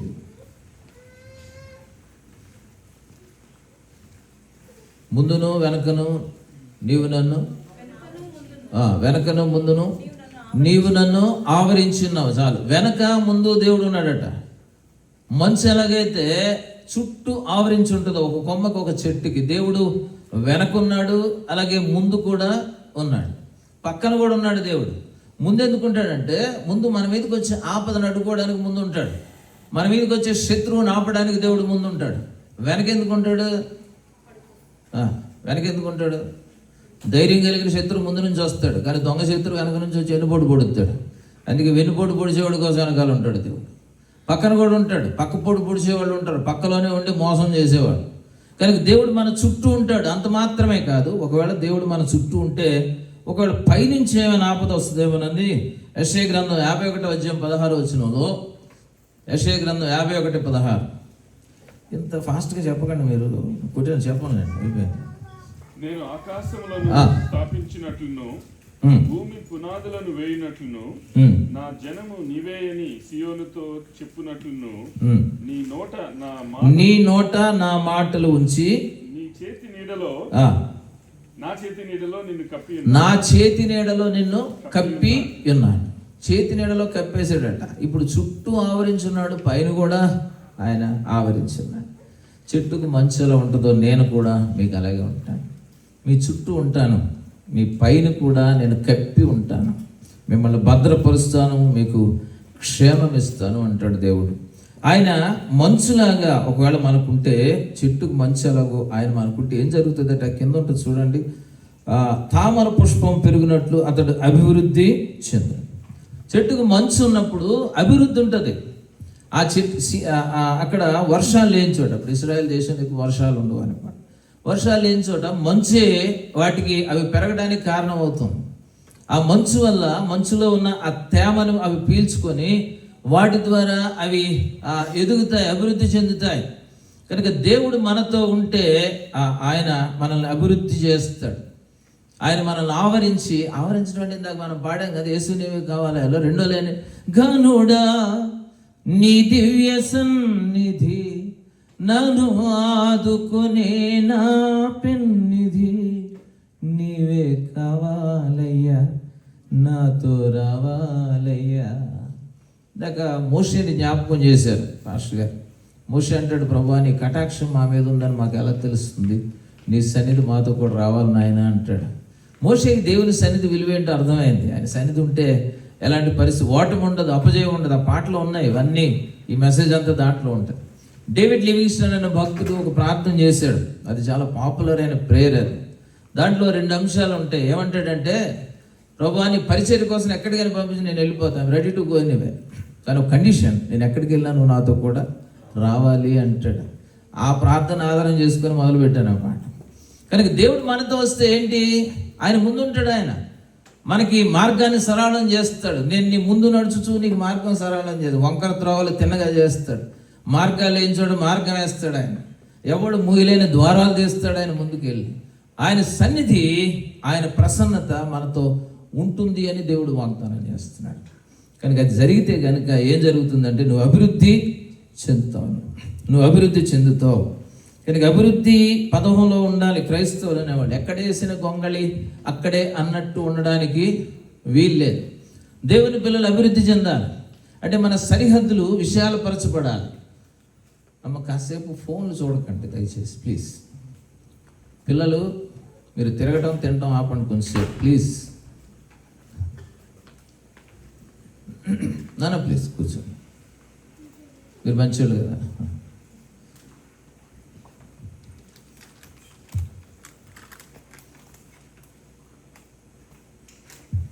నాకు వీక్నెస్ ఇది. ఎప్పేసి ఒక ప్రార్థన చేస్తాడు. ఎప్పేసి ప్రార్థన ఎవరైనా చెప్పగలరా? ఎప్పేసి ప్రార్థనలో 4 అంశాలు ఉంటాయి. 4 చెప్తే మీకు మంచి గిఫ్ట్ ఇస్తాను. ఎవరండి? పాస్టర్ గారు ఒకటే చెప్పారు. ఆయన పాస్టర్ గారు ఈ పోటీలో పాల్గొన్నట్టుగా అనర్హులు. ఎప్పేసి 4 చెప్తాడు. ఒకటేంటంటే, నీవు నన్ను ఆశీర్వదించి, రెండోది నా సరిహద్దులు విశాలపరిచి అంటాడు. Enlarge my course, enlarge my tents. నా సరిహద్దులు విశాలపరచు అని ప్రార్థన చేస్తే దేవుడు అతను మొర్రంతా విన్నాడట. ఎందుకంటే దేవునికి ఇష్టం. దేవుని పిల్లలు అభివృద్ధి చెందాలంటే దేవునికి ఇష్టం అది. అందుకే కీర్తనగాడు అంటాడు, తన సేవకుని క్షేమమును బట్టి సంతోషించు దేవుడు స్తుతించబడుగాక అంటాడు. అంటే మనం క్షేమంగా ఉండాలని, సంతోషంగా ఉండాలని, అభివృద్ధి చెందాలని దేవుని ఇష్టం, అది దేవుని కోరిక.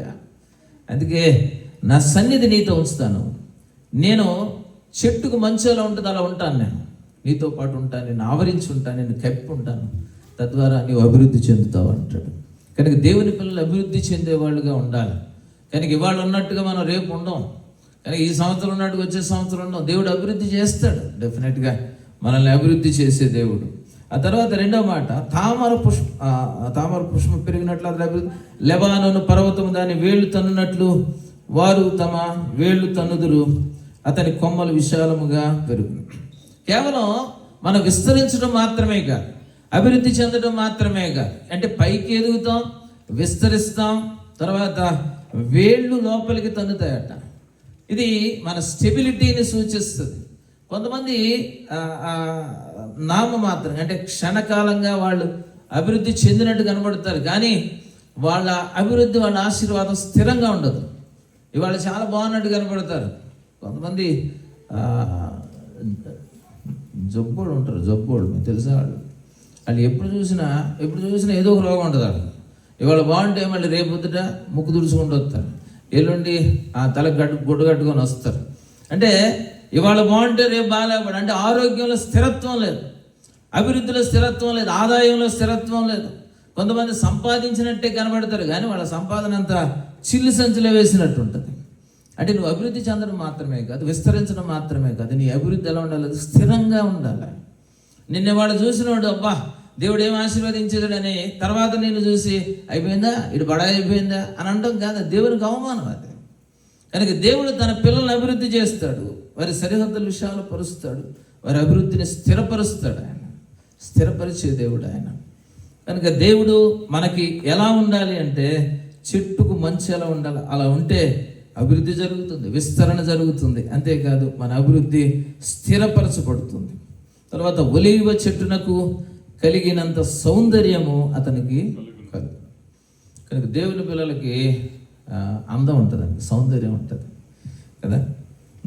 నా కొలీగ్స్ అప్పుడప్పుడు అంటే హిందూస్, నాన్ క్రిస్టియన్స్ వాళ్ళు ఒకసారి ఒక ఆమె అంది, మా కొలీగ్ ఒక ఆమె అంది, ఏమంటే మీరేమో అనుకోకండి మీ క్రిస్టియన్కి కొంచెం స్టైల్ ఎక్కువే అంది. అంటే నేను దాన్ని కామెంట్లా తీసుకోవాలి, కాంప్లిమెంట్లా తీసుకున్నా. నేను అన్న మాకు కాకపోతే ఎవరికి ఉంటుంది స్టైల్ అన్న, మాకు కాకపోతే ఎవరికి ఉంటుంది. నేను ఎలిమెంటరీ స్కూల్ అంటే 1st క్లాస్ నుంచి 5th క్లాస్ వరకు మా విలేజ్లోనే, అంటే జొన్నవారిగూడెం అని వెస్ట్గోడ ఒక విలేజ్, జంగారెడ్డిగూడెం, అక్కడే చదివాను. మా స్కూల్కి హెడ్ మాస్టర్ మా నాన్నగారే. ఇప్పుడు స్కూల్లో నా ట్రీట్మెంట్ ఎలా ఉంటుంది? అందరి పిల్లలా ఉండదు, కొంచెం డిఫరెంట్గా ఉంటుంది. ఎవడన్నా ఏమని అంటారు, మా నాన్న చెప్తే మా నాన్న హెడ్ మాస్టర్ అంటాను. నాకు కాకపోతే స్టైల్ ఎవరికి ఉంటుంది? నేను ఎవరి కుమారుడిని? నేను శ్రీమంతుడి కొడుకుని, నేను సర్వాధికారి అయిన దేవుని కొడుకుని, పరిశుద్ధుడైన దేవుడి కొడుకుని. నేను ఏ దేవుడి నోటి మాట చేత సృష్టి అంతా కలిగిందో, ఏ దేవుడు నన్ను ఇలా రూపించాడు, ఏ దేవుడు నన్ను ఆశీర్వదించాడు, ఏ దేవుడు మాట చేత సమస్తాన్ని కలుగజేశాడు, అంత శక్తిమంతుడైన దేవుణ్ణి కాకపోతే నాకు కాకపోతే ఎవరికి ఉంటుంది? బట్ అతిశయం అది అతిశయం అది. కనుక దేవుని పిల్లలు సౌందర్యం కలిగి ఉంటారట. నేను అప్పుడప్పుడు ఒక మాట చెప్తాను ఇక్కడ, ఆ మాట మీకు కూడా సంతోషం కలిగించవచ్చు. మనకి పెద్ద కలర్ లేకపోయినా కళ మాత్రం టన్నులు ఉంటుంది మనకి. అరే agree? Do agree with me? Yeah, తలకి వెళ్తున్నా సార్. మనం మరీ తెల్లగా, కొంతమంది తెల్లవాళ్ళు అతిసేపు పడుతున్నారు, కానీ మీ కలర్, మీ అతిసేపు అంతసేపు గట్టిగా ఎండలోకి వెళ్ళండి తెలిసిపోతుంది, అది కలర్ మారిపోతుంది. మాది ఇండియన్ స్టాండర్డ్ కలర్ అండి, సామన ఛాయ్ అంటే అది ఇండియన్. మాకు పెద్ద కలర్ ఉండకపోయినా మా ముఖంలో కళ మాత్రం టన్నులు ఉంటుంది. ఎక్కడి నుంచి వచ్చింది సౌందర్యం అంటే దేవుడు మనల్ని తాజాగా ఉంచుతాడు. ఆయన దేవుని సన్నిధి, ప్రసన్నత, ఆయనతో మనం అంటి పెట్టుకొని ఉండటం ద్వారా మనకు తాజాదనం వస్తుంది. ఎక్కడి నుంచి వస్తుంది? చెట్టుగా తాజాదనం ఎక్కడ వస్తుంది? కింద నుంచి నీళ్లు ఉండవు. అంటే రిసోర్సెస్ రావాల్సిన చోట నుంచి రాకపోవచ్చు, కానీ దేవుడు పైనుంచి మంచు కురిపించి ఆ తేమతో, మంచులోంచి వచ్చే తేమతో తాజాదనం కలిగజేస్తాడు. కానీ దేవుని పిల్లలు తాజాగా ఉండాలి అంటే అవట ఆ చెట్ల గురించి చదివాను నేను. అవి ఆ ఆకులట ఆ కింద నుంచి ఎలాగో ఆ తేమ ఉండదు కాబట్టి వాటి మీద పడి మంచు పడుతుంది కదా, రాత్రిపూట క్వైట్ టైంలో ఏ శబ్దాలు లేనప్పుడు ఆకుల్లో ఉన్న ఫైన్ పోర్స్, ఆ రంధ్రాలు తెరుచుకుంటాయట. తెరుచుకొని ఆ మంచుని ఎలాగ పీల్చుకుంటాయట. అవి పీల్చుకొని అవి తాజాగా ఉంటాయట, ఆకులు కానీ ఆ కొమ్మలు కానీ. కానీ దేవుని పిల్లలు తాజాగా ఎలా ఉంటారో తెలుసా? క్వైట్ టైం ఉండాలి, దేవునితో సహవాసం ఉండాలి. కనుక దేవునితో ఎప్పుడైతే సహవాసం చేసేవాళ్ళు వాళ్ళు చురుకుగా ఉంటారు, వాళ్ళు బలంగా ఉంటారు. వారి నూతనత్వం, యెహోవా కొరకు ఎదురు చూసేవారు. నూతన ఎక్కడి నుంచి వస్తుంది బలం? అని ఎదురు చూస్తే బలం వస్తుంది. ఆ ఆకులు, చెట్లు ఎలాగైతే మంచు కొరకు ఎదురు చూస్తున్నాయో, ఆ మంచు నుంచి తీసుకోవాల్సిన వాటిని తీసుకుంటున్నాయో వాటికి బలం వస్తుంది, వాటికి తాజాదనం వస్తుంది. కానీ దేవునితో సహవాసం మనకు అలాంటి అలాంటి తాజాదనాన్ని ఇస్తుంది, అలాంటి బలాన్ని ఇస్తుంది. వారు పక్షిరాజు వలె ఎగురుతారట, రెక్కలు దాచుకొని ఎగురుతారట. కనుక దేవుని పిల్లలు ఆ సౌందర్యాన్ని కలిగి ఉంటారు. అంతేకాదు లెబానోనుకున్నంత సువాసన అతనికి. కనుక దేవుడు ఈ ఆశీర్వాదాలన్నీ కూడా ఆయన మనతో ఉండి, ఆయన సన్నిధి మనతో ఉంచి ఇవ్వడానికి ఇష్టపడుతున్నాడు. అది దీనికి అన్నిటికీ ఒక కండిషన్ ఉంది కదా. ఆశీర్వాదాలన్నీ మనం చదువుతాం, ఆశీర్వాదాలు పట్టుకొని ఈ మధ్య మన ఆంధ్రాలో కొత్త కొత్త పేర్లు, అంటే ప్రజల్ని అట్రాక్ట్ చేయడానికి ఈ మినిస్ట్రీలో కొత్త కొత్త కూటాలు, కొత్త కొత్త పేర్లు తయారయ్యాయి. దాంట్లో ఒక కూటం ఏంటంటే వాగ్దాన కూడిక. ప్రతి నెల మొదటి రోజున వాగ్దాన కూడిక అని ఒకటి పెడుతున్నారు. పులోమండిల్లిపోతున్నారు జనాలు. ఏంటంటే ఆ రోజు బైబిల్ నుంచి ఒక వాగ్దానం చేసి దేవుడికి వాగ్దానం ఇస్తున్నాడు ఈ వారం. మరి మిగతా వాగ్దానాలన్నీ ఎవరి కోసం? బైబిల్లో వాగ్దానాలన్నీ మన కోసమే, డెఫినెట్గా మన కోసమే. కానీ ఏదో ఒక వాగ్దానాన్ని చూపించి వాళ్ళ ఈ వాగ్దానానికి మన క్యాలెండర్లో కూడా మీకు ఏముంటాయి, అన్ని వాగ్దానాలు ఉంటాయండి క్యాలెండర్లో. అయితే అందులో కొన్ని మీరు చూడండి, సగం కట్ చేసి ఒక వర్స్ ఉంటుంది, అంటే ముందేదో కండిషన్ ఉంటుంది, కానీ ఆ బ్లెస్సింగ్ మాత్రమే రాస్తారు అక్కడ. ఎక్కడ కూడా ఈ రాత్రి దేవుడు నీ ప్రాణమును అడుగుతున్నాడు అని ఎక్కడైనా ఏ క్యాలెండర్లో ఎప్పుడు చూసారా? ఉండదు. ఎందుకంటే అన్ని బ్లెస్సింగ్సే ఉంటాయి, కానీ ప్రతి బ్లెస్సింగ్కి ముడిపెట్టి ఒక కండిషన్ ఉంటుంది. ఆ కండిషన్ తీసేస్తాం మనం. కానీ ఇక్కడ కూడా నేను చెట్టుకు మంచులాగా ఉంటా, నేను ఇన్ని రోజులు నేను నిన్ను వదిలేసా, ఇన్ని రోజులు నువ్వు ఎండిపోయావు నువ్వు, కానీ ఇవాళ నేను ఒక ప్రామిస్ చేస్తున్నా, ఒక వాగ్దానం చేస్తున్నా, ఇక నేను నిన్ను విడిచిపెట్టను, నీతో ఉంటా, నేను నా సన్నిధి నీతో ఉంచుతా. నా సన్నిధి ఉంచి ఏం చేస్తానో తెలుసా? నిన్ను అభివృద్ధి చేస్తా, విస్తరింప చేస్తా, నిన్ను స్థిరపరుస్తా, నీకు సౌందర్యం ఇస్తా, నీకు సువాసన ఇస్తా, పరిమళం ఇస్తా నేను. కానీ వీటికి అన్నిటికీ ఒక కండిషన్ పైన రాశాడు చూడండి.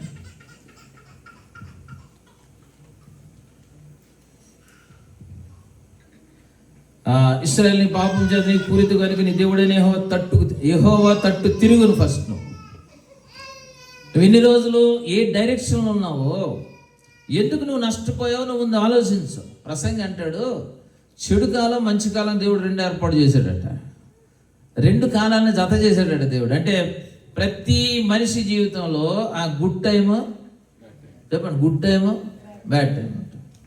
మంచి రోజులు ఉంటాయి, చెడ్డ రోజులు ఉంటాయి.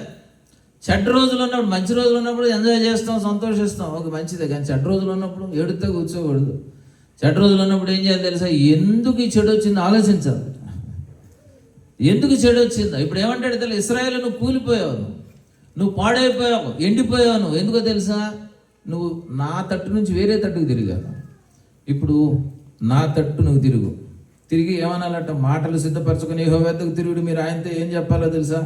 మా పాపములు పరిహరించుము, ఎడ్లకు బదులుగా నీకు మా పెదవులను అర్పించున్నాము, నీవు అంగీకరింపదగిన వివే మాకు. అశ్షూరీయుల చేత రక్షణ నందుకోరం, మేము ఎక్కను గుర్రములను ఎక్కము, మీరే మాకు దేవుడని మేము ఎక్క మీదట మా చేతి పనితో చెప్పము. ఇన్ని రోజులు దేని మీద ఆధారపడ్డావో ఇప్పుడు ఏం చేయాలి తెలుసా? ప్రభువా, నేను దేని మీద నేను ఆధారపడ్డాను, ఇక నీ మీద నేను ఈ మాట నువ్వు చెప్పాలంటున్నాడు. దేవుడు చెట్టుకు మంచులాగా నీతో ఎప్పుడు ఉంటాడు? నీకు ఎప్పుడు అభివృద్ధి కలుగుతుంది, ఎప్పుడు ఆశీర్వాదం కలుగుతుంది, ఎప్పుడు విస్తరిస్తావు, ఎప్పుడు దాకా జరిగే నష్టం, ఎప్పుడు దాకా నీ ప్రార్థనకు రాని జవాబు ఎప్పుడు వస్తుంది అంటే, నువ్వు దేవుని తట్టు తిరిగి ముందు. దేవుని తట్టు తిరిగి ఏం చెప్పాలంట? ప్రభు, ఇప్పుడు దాకా నేను ఏదో సొంత ప్రయత్నాలు చేశాను, నేనేదో వాళ్ళ మీద వీళ్ళ మీద ఆధారపడ్డాను నేను, కానీ ఇప్పుడు నేనేం చేస్తాను? ఇక నేను ఎవ్వరి మీద ఆధారపడను, నీ మీదే నేను ఆధారపడతానని చెప్పు. నువ్వు ఈ టైం కోసం దేవుడు చూస్తాడు. చాలాసార్లు దేవుని సహాయం ఆలస్యం ఎందుకు అవుతుందంటే, మనం దేవుని మీద ఆధారపడుతూనే మన సొంత ప్రయత్నాలు చేస్తాం. అప్పుడు దేవుడు ఏదో చేస్తున్నావు, చేయలేదు చూద్దాం అని కొంచెం డిలే చేస్తాడని. నువ్వు అన్ని ప్రయత్నాలు వదిలేసి ఇక నువ్వు తప్ప నాకు దిక్కు లేదు అన్నప్పుడు దేవుడు ఆయన పని చేయడం మొదలు పెడతాడు. మనకు తెలుసు, యెహోషాపాతు అని ఒక పాతు ఉన్నాడు. ఎవరా పాతు? ఎప్పుడైనా విన్నారా ఈ పాతు గురించి? యెహోషాపాతు పేరు విన్నారా? ఎవరైనా పేరు కాబట్టి మనిషి ఉంటాడు. ఆయన ఒక రాజు అండి, ఒక రాజు. ఆ రాజు మీదకి 3 శత్రు సైన్యాలు ఒకేసారి కలిసి వచ్చింది, కూటమి వచ్చింది. ఇప్పుడు కూడా మన మీద కూటమే, క్రైస్తవుల మీద కూటమే నడుస్తుంది అక్కడ ఇండియాలో. వస్తే ఆయన ఒక ప్రార్థన చేస్తాడు. టైం లేదు కాబట్టి నేను అది తీయను, అది వేరే ప్రసంగం. ఆ ప్రార్థనలో ఒక్క మాట, ఆ మాట మనం జ్ఞాపకం చేయాలి. ఆ ప్రార్థనలు 3 అంశాలు ఉంటాయి. మనకు పరలోక ప్రార్థన ఒకటే వచ్చు. పరలోక మందున మా తండ్రి మొదలెట్టుగానే రాజ్యము శక్తి అక్కడ దాకా వెళ్ళిపోద్ది, బండి ఆకుండా వెళ్ళిపోద్ది. కానీ ఇంకా చాలా ప్రార్థనలు ఉన్నాయి బైబిల్లో, చాలా విలువైన ప్రార్థనలు ఉన్నాయి. అందులో ఇందాక ఎబ్బేజు ప్రార్థన ఒకటి, అది చాలా మంచి ప్రార్థన. అలాగే యెహోషాపాతు ప్రార్థన కూడా. ఆయన ఏమంటాడు తెలుసా? యుద్ధము చేయుటకు మాకు శక్తి చాలదు,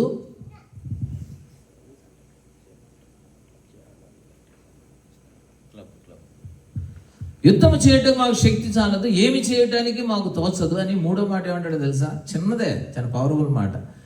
చెప్తారు ఎవరన్నా? ముందుదంతా నేను చెప్పేది, చివరిని మీరు చెప్పండి. యుద్ధము చేయటం మాకు శక్తి చాలదు, ఏమి చేయటం మాకు తోచదు,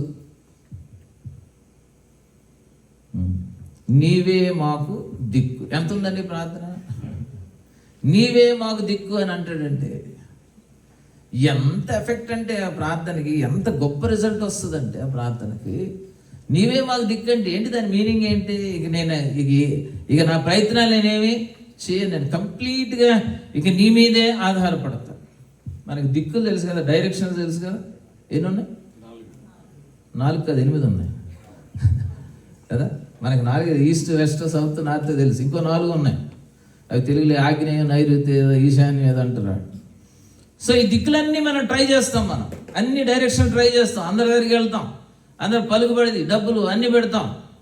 ఏది వర్కౌట్ అవ్వకపోతే, ఇప్పుడు ఈ డైరెక్షన్స్ అన్ని, ఈ దిక్కులన్నీ వర్కౌట్ అవ్వకపోతే ఇంకే దిక్కు ఉంది మనకి? ఈ దిక్కు ఉంది. ఇదంతా వర్కౌట్ అవ్వకపోతే అప్పుడు ఏ దిక్కు? అప్పుడు ప్రభువా అని ఇలా తలకాయ పైకి లేపి. అందుకే అప్పుడప్పుడు దేవుడు చిన్న చిన్న బలహీనతలు, వీక్నెస్లు మన మీదకి పర్మిట్ అందుకే చేస్తాడు. దేవుడిని చూడకపోతే, దేవుడి మాట వినకపోతే, మన దేవునికి దూరంగా ఉంటే చిన్న చిన్న జబ్బులు, లైక్ ఒక టైఫాయిడ్ లాంటిది పంపిస్తాడు దేవుడు, అనుమతిస్తాడు ఆయన. అంటే దేవుడు రోగాలు పంపిస్తాడంటే పంపించడు, కానీ అనుమతిస్తాడు ఆయన.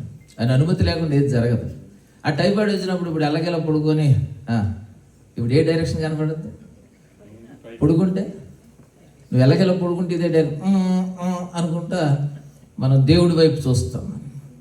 ఎప్పుడైతే యెహోషాపాతు మా దిక్కు నీవే అన్నాడు, వెంటనే దేవుడు పని చేయడం ప్రారంభించాడు. ఆయన అన్నాడు ఒక అద్భుతమైన ఈ సంఘటన, ఎన్నిసార్లు చెప్పినా చెప్పాలనిపిస్తుంది.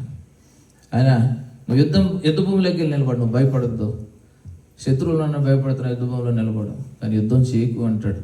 అది మీరు ఓపుకుంటే చదవండి, చాలా అద్భుతంగా ఉంటుంది. యుద్ధ భూమిలో నిలబడడం ఎందుకు? యుద్ధం చేయకుండా ఉండడం ఎందుకు? యుద్ధ భూమిలో నువ్వు నిలబడు, శత్రువుల ముందు నువ్వు నిలబడు, కానీ యుద్ధం చేయకు అంటాడు. నువ్వు పోట్లాడవలసిన పని లేదు అని ఉంటుంది, అది కరెక్ట్ వర్డ్. నువ్వు పోట్లాడాల్సిన పని లేదు, కానీ నువ్వు నిలబడు అంతే. మరేంటి? యుద్ధం నేను చేస్తా. అదే నాకు పాడి, యుద్ధము నీదే మా యెహోవా, యుద్ధము నీదే మా యెహోవా. మనల్ని పోట్లాడినివాడు ఆయన. అంటే మనం పని చేయక్కర్లేదు, మనం నిలబడితే చాలు, ఆయన మన పక్షాన యుద్ధం చేస్తాడు, విజయం ఇస్తాడు. అక్కడ ఏం జరిగింది తెలుసా? యెహోషాపాతు రాజు స్టోరీలో వీళ్ళు వెళ్ళి యుద్ధ భూమిలో నిలబడమన్నాడు. రాజు ఏం చేశాడు తెలుసా? ఇంకా ఏం పని చేయాల్సిన పని లేదు కదా, యుద్ధం చేయక్కర్లా, సైన్యం ఎక్కర్లా, ఆయుధాలు ఎక్కర్లా. అంటే మర్చిపోయి ఒక అద్భుతమైన పని చేశాడు. 70 మంది నాలంటాడు కబురు పెట్టాడు, పాటలు పాడేవాళ్ళని పిలిచి యుద్ధ భూమిలో నిలబెట్టి ఎక్కడ నిలబెట్టాడు తెలుసా? ముందు భాగంలో నిలబెట్టాడు. ఇశ్రాయేల్ సైన్యం ఎలా ఉంది, సైన్యానికి ముందు పాటలు పాడేవాళ్ళని నిలబెట్టాడు. ఎదురుగా ఎవరున్నారు? వారండి. ఇక్కడ ఒక సైన్యం అంటే ఎదురు ఎవరు ఉంటారు? ఎనిమీస్ ఉంటారు కదా, శత్రువులు ఉన్నారు ఎదురు. శత్రువులు ఊరికే ఉంటారు యుద్ధంలో. ఏముంటాయి వాళ్ళ చేతుల్లో? వెపన్స్ ఉంటాయి, ఆయుధాలు ఉన్నాయి. ఇప్పుడు రాజు అన్నాడు, మీరు నిలబడి పాడండి, స్తుతించండి అన్నాడు. నాకు అర్థం కాదు, అంటే పాట వస్తుందా అని. ఎదురుగా శత్రువు ఉంటే, వాడు యుద్ధానికి రెడీగా ఉంటే, వాడి చేతిలో ఆయుధాలు లేదా ఈ పాయింట్ బ్లాంక్లలో పెట్టి శత్రువులలో నిలబడితే పాట వస్తుందని. మన చూపంతా ఏలు మీద ఉంటుంది. ఇది పొరపాటున ఏదైనా వాలెట్ అన్నాడు అనుకోండి, కానీ అక్కడ ఉంటుంది అద్భుతమైన మాట. వారు పాడటానికి స్తుతించడానికి మొదలు పెట్టారట. They started singing and praising. శత్రువులు హతులేరు అని రాసింది. హల్లెలూయా. ఏ యుద్ధం చేయలేదండి వాళ్ళు స్తుతించారంతే. కానీ దేవుని కార్యాలు అలా ఉంటాయి. మీరు నా వైపు తిరగండి, నా మీద ఆధారపడండి అని ఏం చెప్పాలో తెలుసా? ఇక మేము దేని మీద ఆధారపడం. అందుకే ఇందాక పాడంగా తెలివిని నమ్ముకొని, బలమును నమ్ముకొని, ధనాన్ని ఇవన్నీ నమ్ముకున్న అన్నిటినీ పనిచేశాను, ఏది వర్కౌట్ అవ్వాలా? ఇప్పుడు నీ వైపు తిరిగి నీవే యేసు, నీవే ఆధారము, యేసు నీవే నా ప్రాణము. ఆయన నమ్మితే ఆయన సిగ్గుపడినవాడు ఆయన. అందుకే నీ మీద ఆధారపడుతున్నా మీ నోటితో చెప్పండి అంటున్నాడు. మీ పెదవుల్ని సిద్ధం చేసుకోండి, ముందు నా తట్టు తిరగండి, నా వైపు తిరగండి కదా. నీ ఇష్టానుసారంగా ఉండి ప్రభు నా పని చేసి పెట్టండి కుదరదు. దేవుని వైపుకి తిరగాల, దేవుని మీద ఆధారపడాలి. ప్రభు నీవు తప్ప ఇక నాకు దిక్కు లేదు అని చెప్పాలా. ఇక నేను దేని మీద ఆధారపడి, నీ మీద ఆధారపడుతున్నానని దేవునితో చెప్పి చూడు. అప్పుడు వెంటనే ఆయన కార్యం చేయడం మొదలు పెడతాడు. చెట్టుకు మంచి అలాగా నీ చుట్టూ ఆయన సన్నిధి ఉంచుతాడు. ఆయన సన్నిధి ఉంటే అభివృద్ధి ఉంటుంది, ఆశీర్వాదం ఉంటుంది, విస్తరణ ఉంటుంది. మన అభివృద్ధి స్థిరత ఉంటుంది, మన అభివృద్ధి స్థిరపరచబడుతుంది, మన ప్రార్థనలకు జవాబు వస్తుంది. మనం దేని కొరకు ఎదురు చూస్తున్నాము? ఇన్ని రోజులు మన ప్రయాసకు తగ్గ ప్రతిఫలాన్ని చూడని మనం దేవుని కార్యాలు చూస్తాం. హల్లెలూయా. కనుక ప్రభువా నేను నీ తట్టు తిరుగుతున్నాను, ఇక నీ మీద తప్పితే నేను ఎవరి మీద నేను ఆధారపడను అని చెప్పండి. అప్పుడు చెట్టుకు మంచాలకు నేను అలా ఉంటాను. నేను ఇంతకాలం నేను మిమ్మల్ని వదిలిపెట్టేసి ఎందుకు వదిలేసాను? నువ్వు అడి తిరిగి ఉన్నావు, ఇక అడి తిరిగి ఉన్నావు, నేను పట్టించుకుంటాను. ఇప్పుడు నువ్వు ఇటు తిరుగు, నా వైపు తిరుగు, ఇప్పుడు నా కార్యం నీవు చూస్తావు. తల వంచండి, ఒక చిన్న మాట ప్రార్థన చేద్దాం.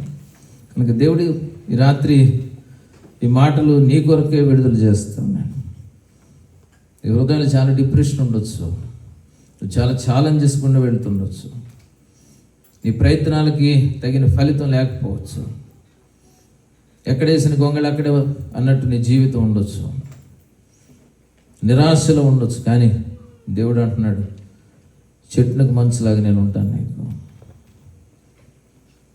నా కుమారుడా, నా కుమార్తె, నీ దుఃఖాన్ని నాట్యంగా మారుస్తాను, నీ ఓటమిని విజయంగా మారుస్తాను. నువ్వు ఎక్కడ ఓడిపోయావో అక్కడే లేపి నిలబట్టి నిన్ను విజయంతో అలంకరిస్తాను.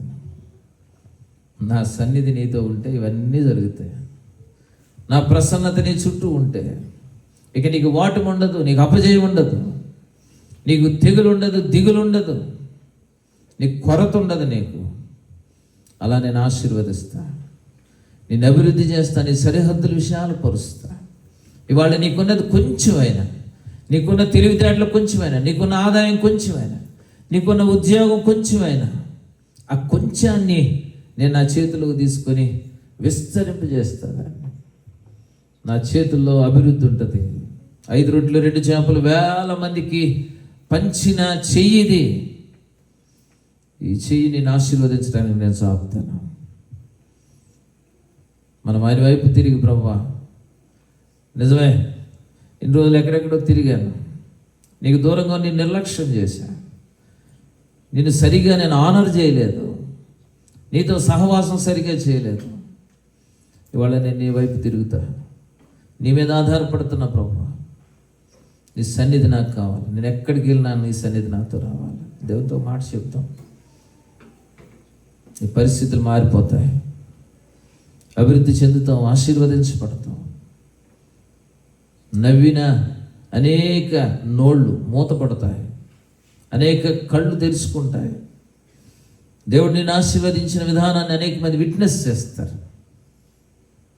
గనుడా నీ దివ్య సన్నిధి నన్ను ఆదుకొనే నా పెన్నిధి, నీవే కావాలయ్యా, నాతో రావాలయ్యా, నీవే కావాలయ్యా, నాతో రావాలయ్యా, యేసు నీవే కావాలయ్యా, నాతో కూడా రావాలయ్యా.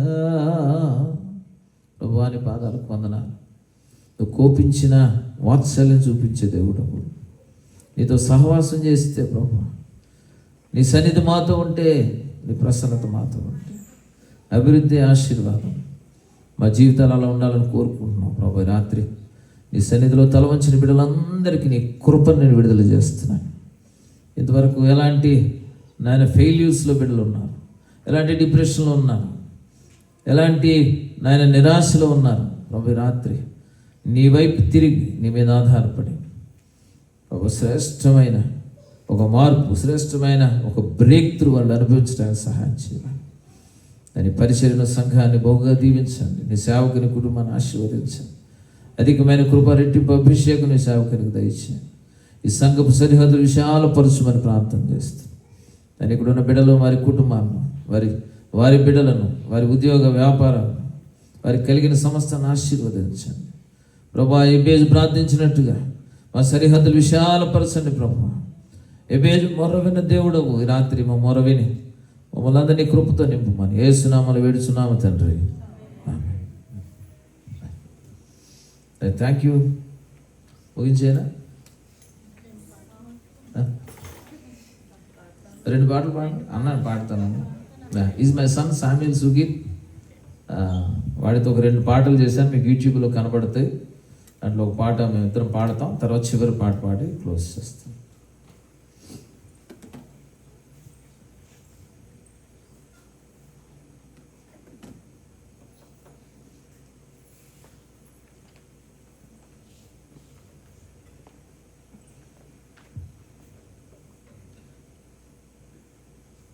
చాలా బాగా పాడతాడు, కానీ పాడడు.